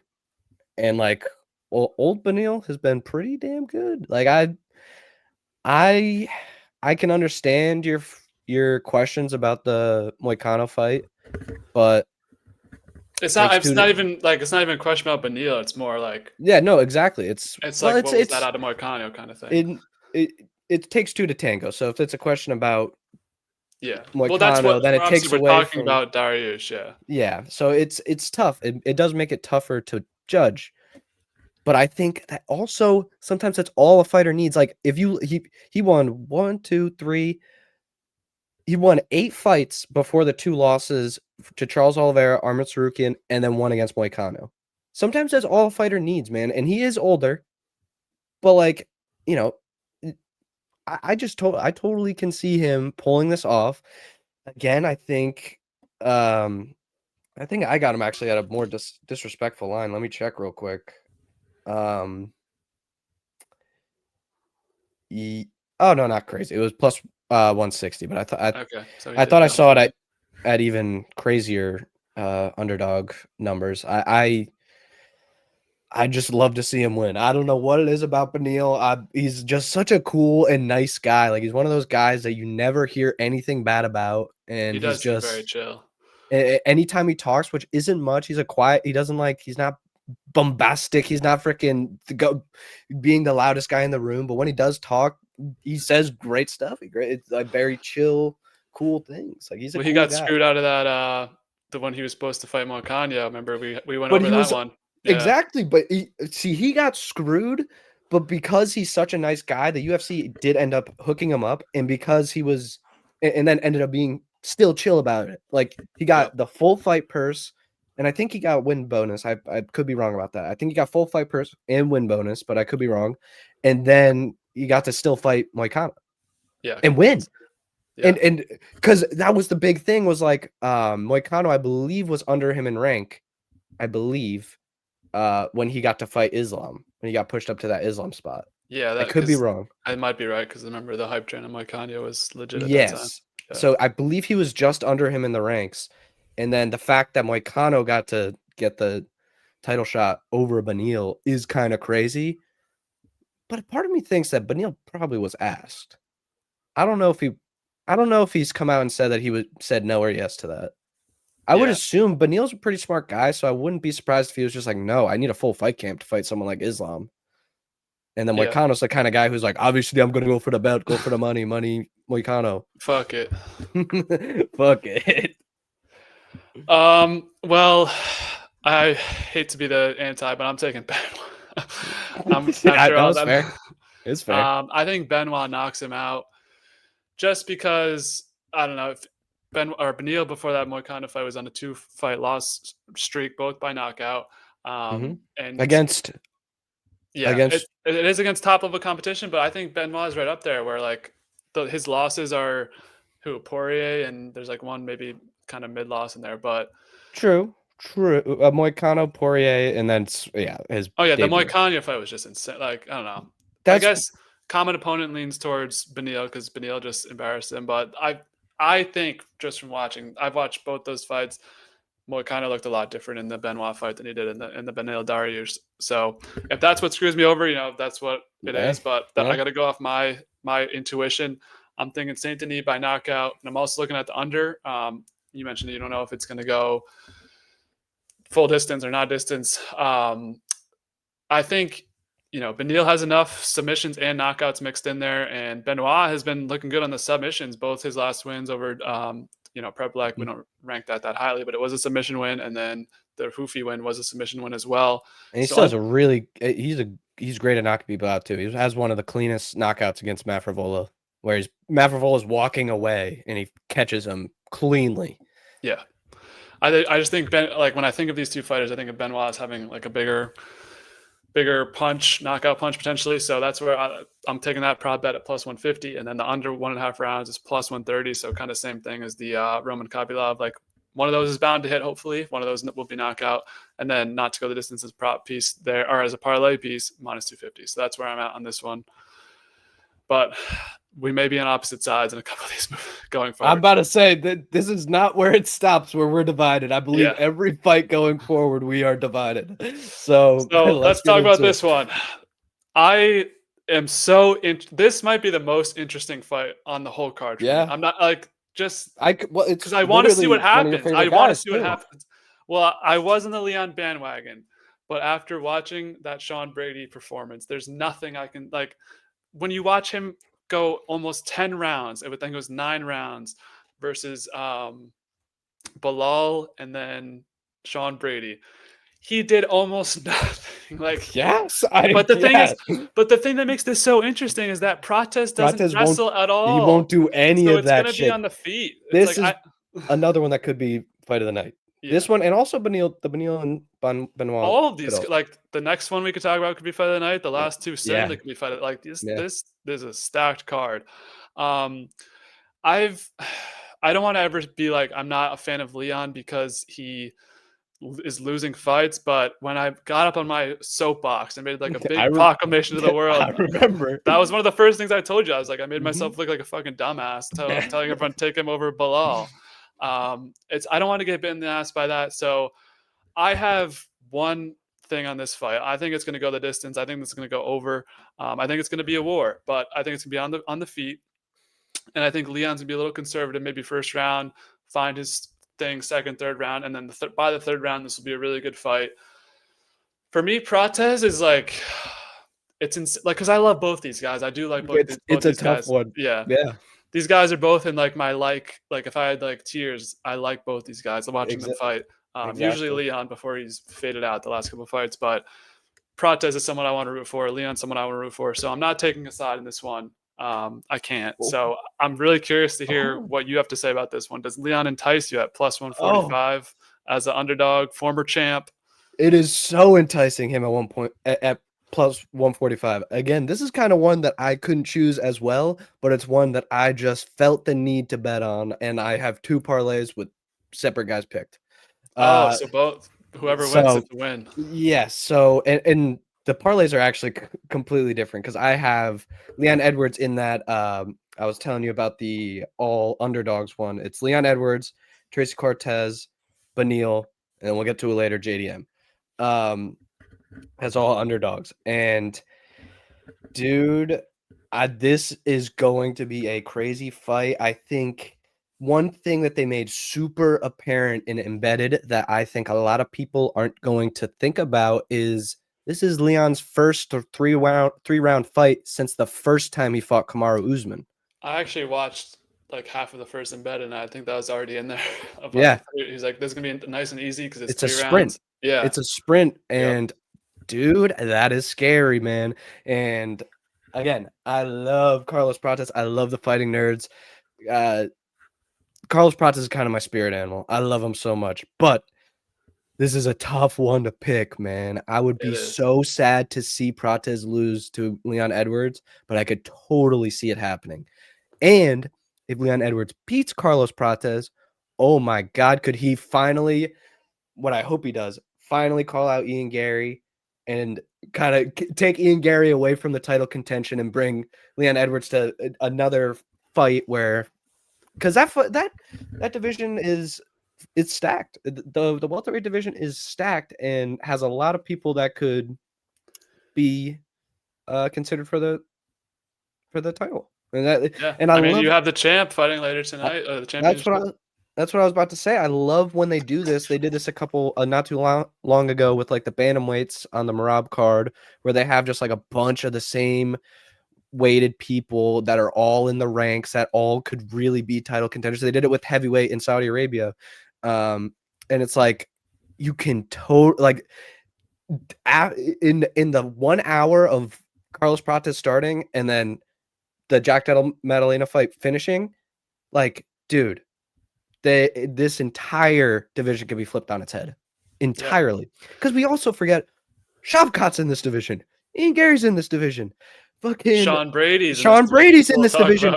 Like I can't wait to get to that because I would be sick to my stomach if I was Sean Brady, destroyed the shit out of Leon Edwards, and now am fighting Michael Morales, who I think is a lower opponent than Carlos Prates. However, I am super high on Morales.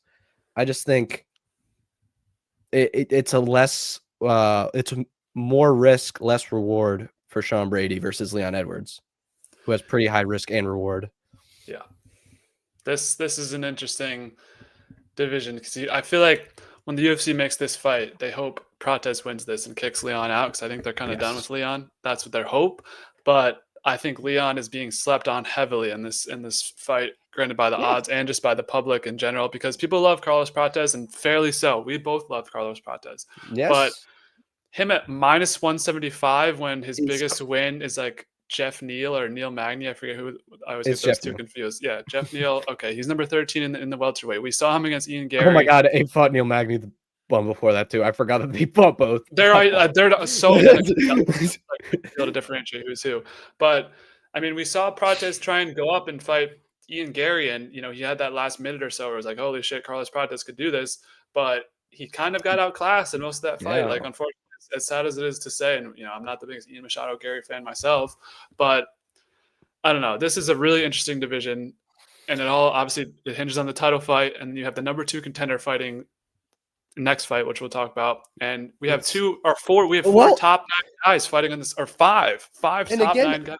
You can't even be 100% certain that either of these 2 fights are top 2 contenders because you have Shavkat and Ian Gary on the sidelines, who I low-key hope are there in attendance and Usman's number 5 still. And Usman just come off a win, and Buckley would have been in there too. Like, this division number 7 is awesome. It is an awesome division. And there's all fresh matchups. We're doing nothing.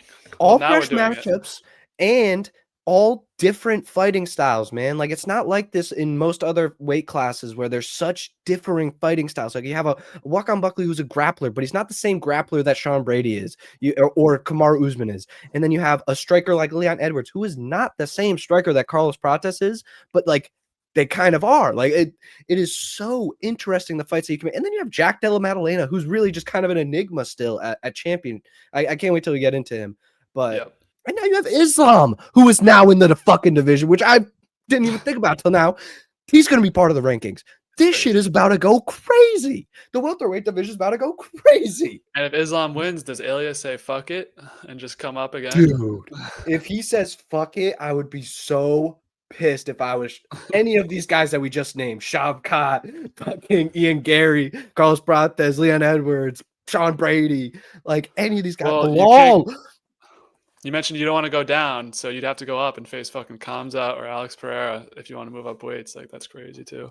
Oh, dude. Oh, wait. If you're saying Islam goes back down and fights Ilya. No, I'm saying if you're like, fuck it, Islam and Ilya are going to be up here at welterweight, and I'm not wasting my time. I'm going to go up to middleweight. You got fucking Kamzat waiting for you up there, Fuck that. And I don't think they're affiliated at all, Islam and Kazma. No, they are. But they're both, yeah. So they don't need to. Hopefully there's no politics with that. I like when that I don't know. I don't know how to feel when that happens. When it's a real actual friendship like Merab and Aljo, I kind of like it. But when it's like I'm not gonna fight him because I'm kind of close with him, like Islam and Bilal, are they really that close? Like, that fight could happen. I don't know. Yeah, I don't know them. Well, there was the whole thing after JDM won. Islam like immediately tweeted him and was like, I'm coming up to get you or whatever. He said this before the fight, and Dana White confirmed it. He said if Jack Della Maddalena wins, Islam moves up. If not, Islam fights Ilya. I remember we talked about that in the pod. It was a huge fight. Yeah. It was a big stink about it, and it was such a great fight too. Like, that's probably like my favorite fight of the year. Yeah. One of them. Up there for sure. Back to this one. What are your picks for Leon, Carlos Prates, if anything? Again, I picked both guys in separate parlays. I really do like your pick of going the distance because both of these guys are kind of get the other guy frustrated. Carlos Prates is a little bit more of a knockout look. It looks more for the knockout than Leon does. Leon hasn't been chinned, right? Has he? He's been submitted, but I don't know. Not technically. Yeah. I don't think he's technically been knocked out. But and that has a lot to say with his striking defense. He has really, really good striking defense, and he's only got the one submission loss to Brady, and then besides that, it's all decisions losses. yeah. So it's tough, but again, I don't feel comfortable picking a horse straight up. I had to do two separate ones. So the bets I mentioned over 2.5 is -130, and then if you want distance, it's -120. So basically, even to go the distance, that's probably where I'll lay my hat on this one. But I mean, we said it all. This one's gonna be so exciting, and for me, there's a lot of extra stuff involved, and I'm sure for you too. I mean, I don't know if you like Leon that much, but for Protez, it's an interesting test. I always try to side a little bit more when I see a UFC fighter get like super overhated for something that's really kind of not really worth hating him for, because Leon was getting so much hate for, being a striker and not really getting finishes, being a little bit cringy, being a little bit boring, and I just think, I see all these people as people, and like I kind of like Leon. Like he's got a great story. Like if there's ever a UFC like YouTube documentary to look up, Leon Edwards has one of the best ones. Like it. I mean, I still go to that TikTok of his coach hyping him up, and he's like, "You got to put your feet in the fire," or whatever. That's hype. Do you know Patrick Gavia on YouTube? No. Look him up. He has some great YouTube documentaries. He like very well made, and he has one about Leon, I believe, and it's very, very good. All right, we'll have to check that one out. Next one, we mentioned it before. It's Sean Brady. It's Michael Morales. A lot of scuttlebutt on my feed about this being a potential upset spot for Michael Morales. He dropped down in odds here, where I think Brady was -150 to start the week, and now he's down to -135. Last time we saw Sean Brady was the submission win over Leon, where he looked pretty good on that one. I remember I was listening to Good Guy, Bad Guy, and Chepe was like, "The Sean Brady guy is a killer," and I was like, "Dude, what are you talking about? Leon will fuck this guy up." Sean Brady destroyed him in that fight. He dominated him. He did. And I'm not so familiar with Michael Morales. I know he's undefeated. He's got a couple nice wins here and there. I know he had the big fight night against Gilbert Burns a couple months ago. Mm-hmm.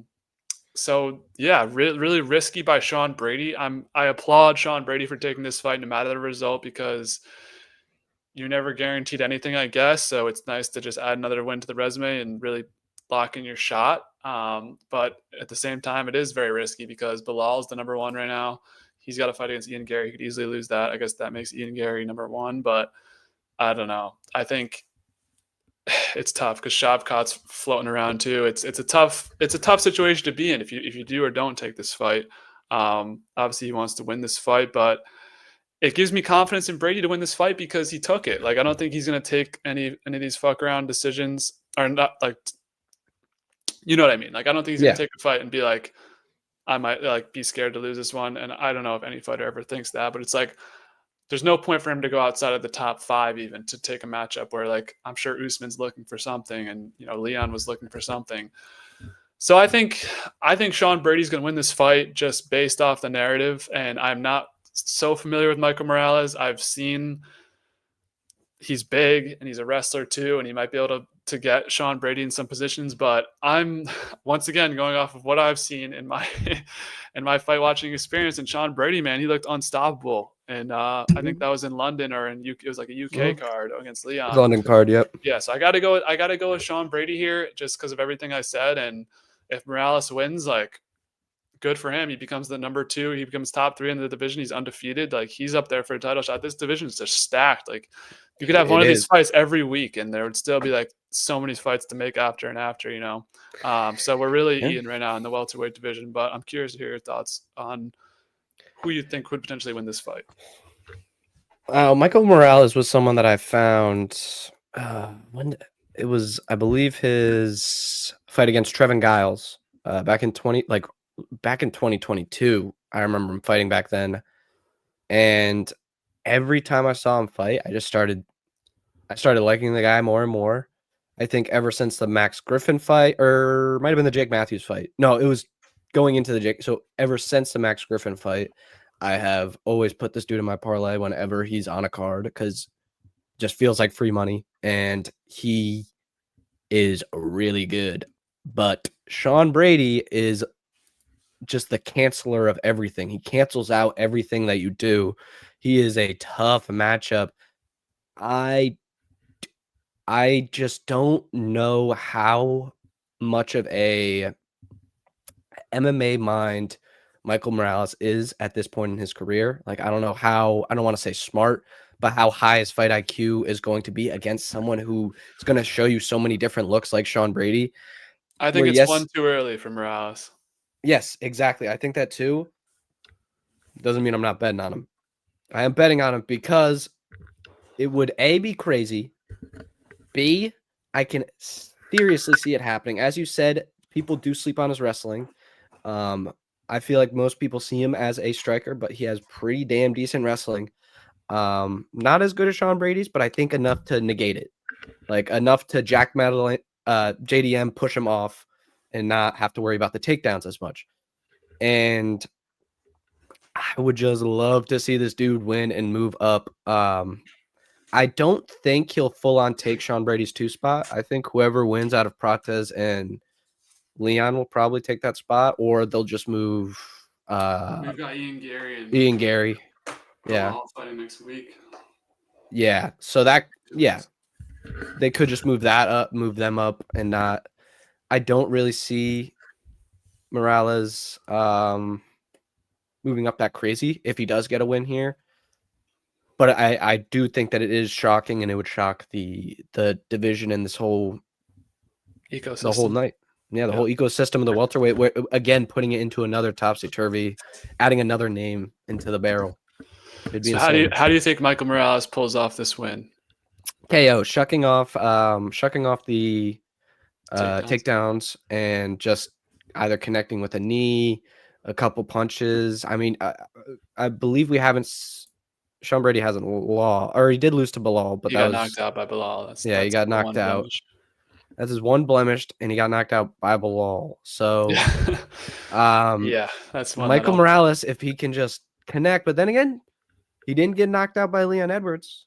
He didn't get knocked out by all these other killers that he's fought. So it is tough to say. In MMA, math does not always check out. So, but out of everyone that I've seen Sean Brady fight, I don't feel fully confident that he is the number two guy. I could agree with that. Yeah, so I think this isn't as big of a like if I was Sean Brady, I would still be pissed because I wouldn't think that I would need to have this fight after beating Leon Edwards. I would think I would get the Bilal fight, the Bilal rematch, or Ian Gary or Shavkat. But the fact they took this fight, the matchmaking's been a little weird in this division, just because it might be because of the Islam moving up. Yeah, but it's also hard. Yeah, and Islam moving up fucks everything. Yeah. So I mean, with me picking Brady, I'm thinking it's by decision. Thinking maybe he wins one round wrestling, and then maybe like surprisingly outstrikes Morales one round, and then Morales gets like the other round. I could see him sub him too. Yeah, I don't know. So I got Brady money line. We'll put that in a parlay, and then we got Brady Morales over 2.5 rounds, and to go the distance as well. Over 2.5 is minus 180, so Vegas is leaning that way. To go the distance, minus 150. So they're thinking distance for this one. But interesting. Another exciting one. I mean, this is stacked on stacked on stacked. And what else to end the night? Or to almost end the night, the co-main event. The Zhang Weili shirt is in the building.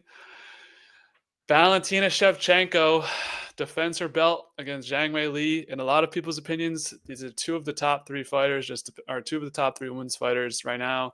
Just depends on where you think Kayla Harrison is, but these two ladies have been running their divisions for years and years. Zhang Weili had the one person Rose that could just somehow had her number, and then Valentina has took her losses here and there too. Got submitted by Alexa Grasso, had the rigged draw, which I am not scared to say. But this is definitely an act and a character that I'm playing. I don't just in case. But this is a really interesting fight, and I've been like, you kind of forget about this one because you see JDM and Islam, and that's the main event of the night. But when you remember this is also there too, it's like this is going to be a beautiful fight, and not just like it's going to be everything you could ask for. And you know how, I don't know if I ever explained that I love Valentina Shevchenko and you love You Zhang have. Weili. So Yes, we're at an impasse here. we are. I have to go with my heart and you have to go with yours. But Exactly true. how will Zhang Weili beat Valentina Shevchenko? That's a great question. I think Zhang Weili is much more likely to go for a KO or decision, whereas I will say Valentina is definitely more likely to get any of the 3 ways of victory, a sub, knockout, or decision. I don't really see Zhang Weili getting a submission. Not to say that won't happen, but I don't see it happening. I'd much more likely see, a crazy head kick from Weili. But again, it's tough. She hasn't fought at this weight, and I don't think at all in her MMA career, or in her UFC career. I'm not quite sure, but dude, it is one that I just want to stop thinking about and going through the different scenarios, and I just want to sit down and watch it, and I just want to I agree. see what happens, man. Because this is one of those fights where it's just like, I think it's going to be one of those where were you fights, man. Like these are the two. If you care at all, or if you don't care at all about women's MMA, tune into this one, man. Tune in and learn to love, because this is it. These are what, like, and if you're like an aspiring, woman who wants to get into MMA, like, this is the fight to watch. These are the two people to look up to. Like, embedded, Zhang Weili the whole time is saying, yeah, it's not like I'm fighting one of my enemies. It's like I'm fighting my teacher. Like, I look up to Valentina so much, and she's taught me so much throughout my career. And they've obviously crossed paths, probably not really thinking that they'd ever fight each other because of their different weight classes. But here we are. And I think they're not so old where it's boring. They're both the champions, where this is just the perfect time, the perfect storm. I cannot be more excited. Again, my heart is putting a bet on Zhang Weili, but my MMA brain is just, and my fandom is just so excited to just sit down and watch, win or lose. Like, it's just going to be great. This is something that I haven't felt with Merab. This is something that I haven't felt with Aljo, with my other fighters that I'm such big fans of, where they are in a fight that it means this much to, again, not just the rankings, not just the division, but the sport of women's MMA. Like, this is huge. This is like the biggest fight you can make right now in women's MMA.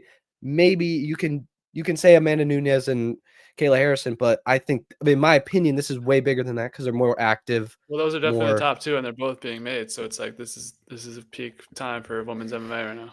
That's what I'm saying. Tune in, and again, these are great names that we have, but the fact that they can do it, they are inspiring future generations to have, so that way, your kid doesn't always bet the over on women's MMA rounds, so that way they Well, can hold up on that one. But No, I'm joking, but still, I this is one that I'm just so excited to just sit down, lock in. There's not a chance I'm pissing. There's not a chance I'm grabbing a beer. There's not a chance I'm grabbing a snack during this fight. I am no locked looking in. at your phone. No looking at my phone. I am there. I might need to look at my phone in between rounds because I might be freaking out that bad. But this is one where, again, I have not had this with a fighter that I've been a fan of, where they are in this big of a magnitude of a fight that, like, just means so much and is just going to be so competitive. Like, it's so competitive of a fight. I can't believe that Zhang Weili is now underdog. When I bet on her, it was a pick'em's fight. She was 110, minus 110. Interesting. So I'm just so excited. The great thing is that they're both already have cemented their legacy, right? Like, no matter who loses this, Exactly. it's not gonna affect them that much. I think, I know Valentina's up there in age. I think Weili's They're 1 year apart. I checked this okay, earlier. 1 year apart. So Zhang Weili's 1 year younger. Yeah. yeah, I don't know It's a perfect time. if Valentina wants to win and go out on top, or I don't know what's gonna happen. I've already had. I mean, the last fight for Valentina was a very nerve-wracking experience when it was her versus Fiorot, and Fiorot almost won that fight. Like, I'm not afraid to admit that. It was a very we have to see what the judges think about this one. And, you know, Weili's someone I respect a lot. I don't know if she was an underdog to Tatiana Suarez, but I think we covered that one. I believe she was, and I was pissed about it. I believe it was the same exact thing with Merab, where I was just so pissed that they gave a champion of her caliber. Yeah, she was an underdog. Yeah. So I mean, and I've watched, like, even before I was super into the UFC, I watched Weili like fight on, you know, certain cards. And if you haven't seen her Joanna Jędrzejczyk fight, that is easily top tier. Oh yeah, UFC fights, period. That's one of the ones I've probably watched, and it's like that. The one where Joanna's head afterwards is like a balloon, like it's crazy swelling. Yeah, that was when I first got into the UFC. I watched like that. Colby Usman won, like all the crazy fights. John Gustafson. But yeah, man, I mean, I don't even have like much comment. Like, I don't have anything to say. It's just I think we're in the same boat. I don't want to predict shit. I just want to watch it, man. I don't want to predict anything. I just want to go there, support my gal. But I'm not even that nervous, because like if Zhang Weili wins, I won't even be like, exactly. It's one where not like it's like a villain. Like, I don't care. Yes, she can take over. You know, it is what it is. Like, I think it's beautiful. Both of their resumes have been cemented, and no matter, like, if you're a super hard fan of Shevchenko, or you're a super hard fan of Weili, you can at least respect the other people's point of view and be like, happy for them as well. I was going to say this about the card in totality, other than maybe Bo Nickal, Sean Brady, and Leon Edwards. I think this is like, and maybe BSD, this is like the most like beloved people on cards. Like, all of these people are so not hated. People love Islam. People love JDM. People love Zhang Weili, people love Valentina, people love all these, like, top to bottom. I feel like this is one of the more, like, I don't hate really any of these people on this card. And props to the UFC, because, you know, a lot of people are saying that you save it for the Paramount card. This is probably your second to last pay-per-view before you go to Paramount, and it's stacked to the brim. So stacked to the brim. Yeah, absolutely. I will say, so it's been a constant theme. I think this one goes the distance tonight. Oh, what a shocker. I just think, I think there's going to be a feeling out period where these two obviously haven't fought each other, and Zhang Weili's moving up, so I don't think she's going to be too aggressive. I think Valentina, we've seen, has had a conservative approach in her rematch against Grasso, and then against Fierro as well. She wasn't really doing much until like the later rounds. So both of them experienced the championship rounds. I think this is a slow, I don't want to say slow burn, because it's going to be interesting throughout, but I think this fight gets more and more intense as it goes along, as they both kind of realize, like, oh, I need rounds now, and I need to go now. So I think by the 4th or 5th round, we could be like, holy shit, like, this is really getting to be something, you know. And then the decisions, who knows who's up in the scorecards at that point. But yeah, that's where I see this fight going, and I'm going to take Valentina moneyline as well, just because, you know, I love her, and I have to. I get to go it. with my heart. I completely get it, brother. No, good luck to you, gentleman's handshake. I don't want to disparage Zhang Weili at all. I think this is gonna be a really good fight, so I'm looking forward to it. And that leaves us with one: the welterweight championship of the world. Islam has slayed all the dragons in the lightweight division. He is moving up. Well, not Ilya, but he is moving up to welterweight. He wants a new challenge. He's doing something Khabib has never done. You know, we have to say that because it's a big storyline. But he comes in up a division against the new champ, Jack Della Maddalena, is at a -265 favorite. We've covered Islam when he was supposed to fight Arman, and then it turned out to be Renato Moicano. That fight was about 10 months ago, so we haven't seen Islam since then. Did he fight? He didn't fight Poirier in between that? No, Poirier was 2024 summer. Yeah. Oh my god.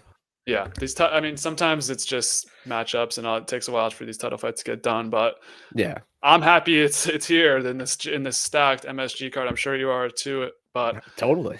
Yeah, I mean, where do we even begin on this? Obviously, JDM won my heart over. I have to say. No bias bullshit, and I'm not gonna. I'm done getting on the soapbox. Every time I do it, it rubs me the wrong, or it goes bad. But JDM has entered my top 5 of fighters right now. You know, it's been a rough go of it with Rodrigues falling out, Leon falling out. Usman's been like basically inactive. Valentina's still good though. Yeah, Usman's win was sick, and he was like he was a big underdog in that one against Buckley. That was huge. So. It hasn't been the best run for my boys and girl. Well, you know, but she did great. Yeah, I love JDM just based off that one Bilal performance. Like that'll be a fight that is always in my head for some Mhm. reason. I don't know if it Yeah. was because like I wasn't drinking that much that night or just like the beautiful performance that he put on against Bilal. But it was And like, I think the storyline going into it, the fact yeah, that he was pretty well counted out, like, people that thought, was "Okay, that was this the is." state of the UFC for me because it was like Ankalaev beats Alex Pereira, like, and Mhm. granted he I see deserved it. to win Yeah. that and like whatever, but it was like he's in the clinch, like taking him down and shit. It's like, are we really just gonna let all these guys who just do the same thing, win all these belts? And Bilal was part of that problem, maybe the biggest part of that problem because he doesn't do much with his Mhm. takedowns. He's kind of a boring fighter. I don't think that's really a hot take, but that's just how I feel it. I don't know. It's sometimes it's interesting, whatever. But to see the way that JDM pulled off that win, held down the takedowns, and was just awesome on the feet. And credit to Bilal too. He fought in there, and that's what made it such a great fight too. Was that it was back and forth. It Mhm. was all that. True. Leading into this moment where Islam's coming up a weight class, and I have no idea what to expect out of this fight. All I know is this fight will end cinematically between the two, and I'm so excited to watch it. That's yeah. I completely agree. I don't know if you saw, Islam is now on creatine for the first time in his life. Oh, Uh, so that was the all first bets thing are he off. announced. Yeah, I was about to say, I would be careful about betting on JDM. He has now figured out what creatine is and is taking it and looks huge. Um, Islam's going for GOAT talk, man. Like, this is literally puts you in the conversation. Like, before, it was like a conversation, oh, Islam might actually be better than Khabib. Like, if you think about Islam's competition wins in his fight style versus Khabib's competition wins in his fight style, you could make the debate that Islam's better. This is going into the conversation where you can make the debate. Again, I'm not saying you'd be correct, but you could make the debate that he's one of the greatest fighters of all time. Like, it is actually pretty insane. Like, I'm so excited for this. I saw a really cool comparison. I don't know if you've ever seen the Rocky movies, but how, like, JDM is Rocky, and then Volk is Creed, and then Islam's obviously the Russian guy. And Yeah, so, I haven't seen those. It's a big oh, miss well, on my behalf, but sorry. Well, no, the anyone viewers who's will get seen it. it, Yeah. yeah, if you've seen it, it is actually a really cool kind of mix of storylines. How we have this, and dude, man, I really, really hope this goes well for JDM. However, I do, again, all my friends are huge wrestling fans. They're huge into the Dagestani guys, and they love Islam. They love Kamzat. So it's like, I'm going there, and I'm still, I do just want the best fight possible, regardless of who wins. But I do think the storyline of JDM winning is very, very cool. Now, my money's on Islam. All right. Don't get it twisted. I'm not confident enough in JDM to put money on him. I think he is a guy to do it. I think this is Islam's toughest test. And you never know. Like, I feel like both of these guys, gas tanks haven't really, especially Islam at welterweight, haven't really shown where they're just one above all gas tanks. Like, they're not like they either of them could gas out if they're getting put in strenuous positions. Um, Islam's not immune to getting knocked out or knocked down. Like, it can very well happen where and JDM has the hands to do it. I would absolutely throw maybe as a one line JDM by KO, but this is a perfect way to cap off the night. Like, this is, I don't know how to put it into words for someone who doesn't watch MMA. It's like having the Super Bowl, the World Series, and then everything just all in one night. Like, I just get to watch all these amazing fights that are just it's awesome. It's awesome. I'm so excited to go there. It still baffles me that these tickets were cheaper than the John Jones tickets. I I'm going to be on cloud 9 the entire time I'm there. It'll be one of those things where I'll be so adrenaline boosted. I don't know if I'll even remember it by the time I'm out, but a couple weeks I'll get the memories back. I'm just so excited. I'm almost out of breath talking about how freaking It's cool crazy, it's man. gonna be. This is definitely the best card we've had in a while. I Awesome. mean, yeah, you touched on a lot of it. I mean, I don't know. It's all going to come down to how does Islam look at welterweight? Can Mhm. Jack pull off the almost like, I don't want to say Cinderella, but the underdog story of Seriously. people counting him out and people not really giving him a chance here. And Yeah. it's about legacy for Islam. It's about becoming the GOAT. It's, It's literal GOAT conversations, especially on if he dominates JDM. Like, dude, the conversations are going to get uncomfortable if you're a John Jones fan, if you're a Khabib fan over Islam, if you're a, GSP fan. Again, I'm not saying that these Islam fans would be right in saying that they're better than these guys, but I'm saying the conversation is going to be there if he destroys JDM.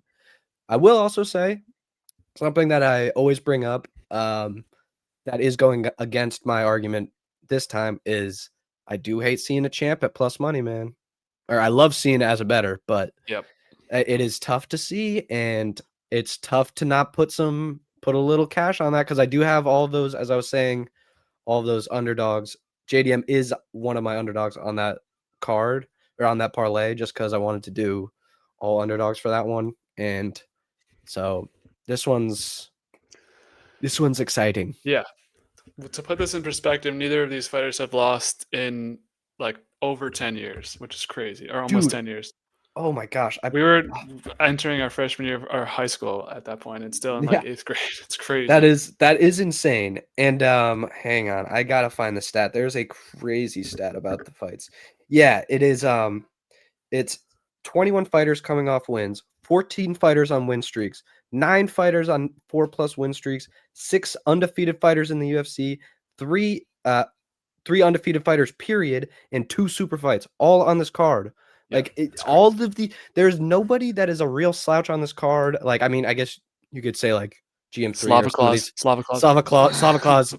He was someone that they just needed an extra fight to make, get us up there. But dude, Slavaclaus. Well, we gotta knock on wood that all these fights make it to the end. True, and that none get canceled, bro. Yeah, Come on, man. Last time we literally saw the dudes weigh in. We were there sitting down a couple fights before. No, it was before the fight started. Before the card started, they announced Eric Anders and Chris Weidman. Yes, Chris Weidman's fight getting canceled. We literally saw him weigh in the day before. So it's like, dude. Here we go. Well, just to wrap us up quickly here, my picks for this fight, got to go with my man JDM.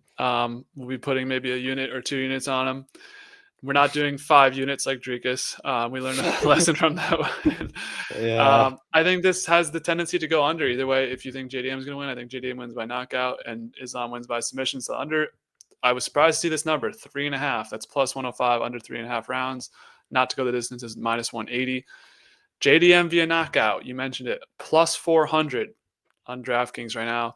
And also, if you want to hedge a little bit, which I might throw a little on this, Islam via submission, plus 180. So not the worst value bets in the world there. I think this is a great card to watch. It's a great card to bet, but it's really just this feels like an ode to the fans. Like, we're switching to Paramount. This is our last, the Marab card will be good too, but this is like the bell of the ball. This is NY or MSG, Yes. So with that being said, let's end us out here with our official picks.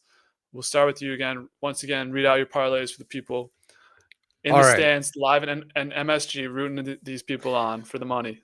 I will be so pumped, and I probably won't check my parlay. I probably will. Let me be honest. But so I have 3 different parlays. I have 2 underdog-centric parlays. One being JDM moneyline, Leon Edwards moneyline, Tracy Cortez on moneyline, and Beneil Dariush moneyline. And then I have a more prelim-focused underdog ones with Chepe, GM3, and Angela Hill. Both of the second one is $2 to win 53. First one is $1 to win 67. And then I have a 6-leg parlay. This is my real deal parlay. Roman Kopylov, I'm scared. Bo Nickal, also scared. Beneil Dariush, also scared. Zhang Weili, extremely scared. Islam Makhachev, also scared. And then Leon Edwards, also scared. I mean, there's no safe picks on this card. Besides Carlos Prates for the last one. Sorry. Carlos the only safe pick is Chepe. That's it. Chepe is actually might be the only safe pick. Put all your money on Chepe. So and then you'll have more to bet on.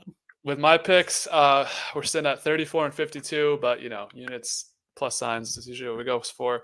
So first pick, we got Chepe straight up plus 110. We'll take that underdog. Talked about it the whole card. Here's this parlay. All women's fights to go the distance. So that's Hill and Kline, Blanchfield and Cortez, and Zhang Weili and Valentina. That gives you plus 138 altogether. We're going to take RoboCop and Bo together. Kind of two risky fights, but there's really no safe That is ones a funny here. parlay, yeah. Yeah, I mean, it's really. That's I think interesting. Bo should be good. It's RoboCop that I'm a little worried about, but he's got to get back to form.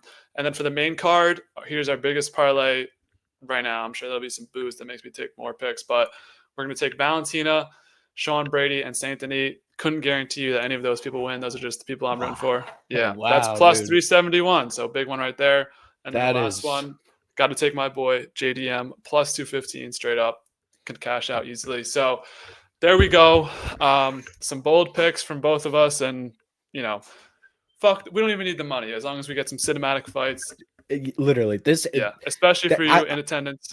Yeah, I would honestly be more pissed if I won all my parlays and they were all shitty fights, which I think it's impossible for that to possibly happen. It's too stacked of a card. It's too stacked of a card. I agree.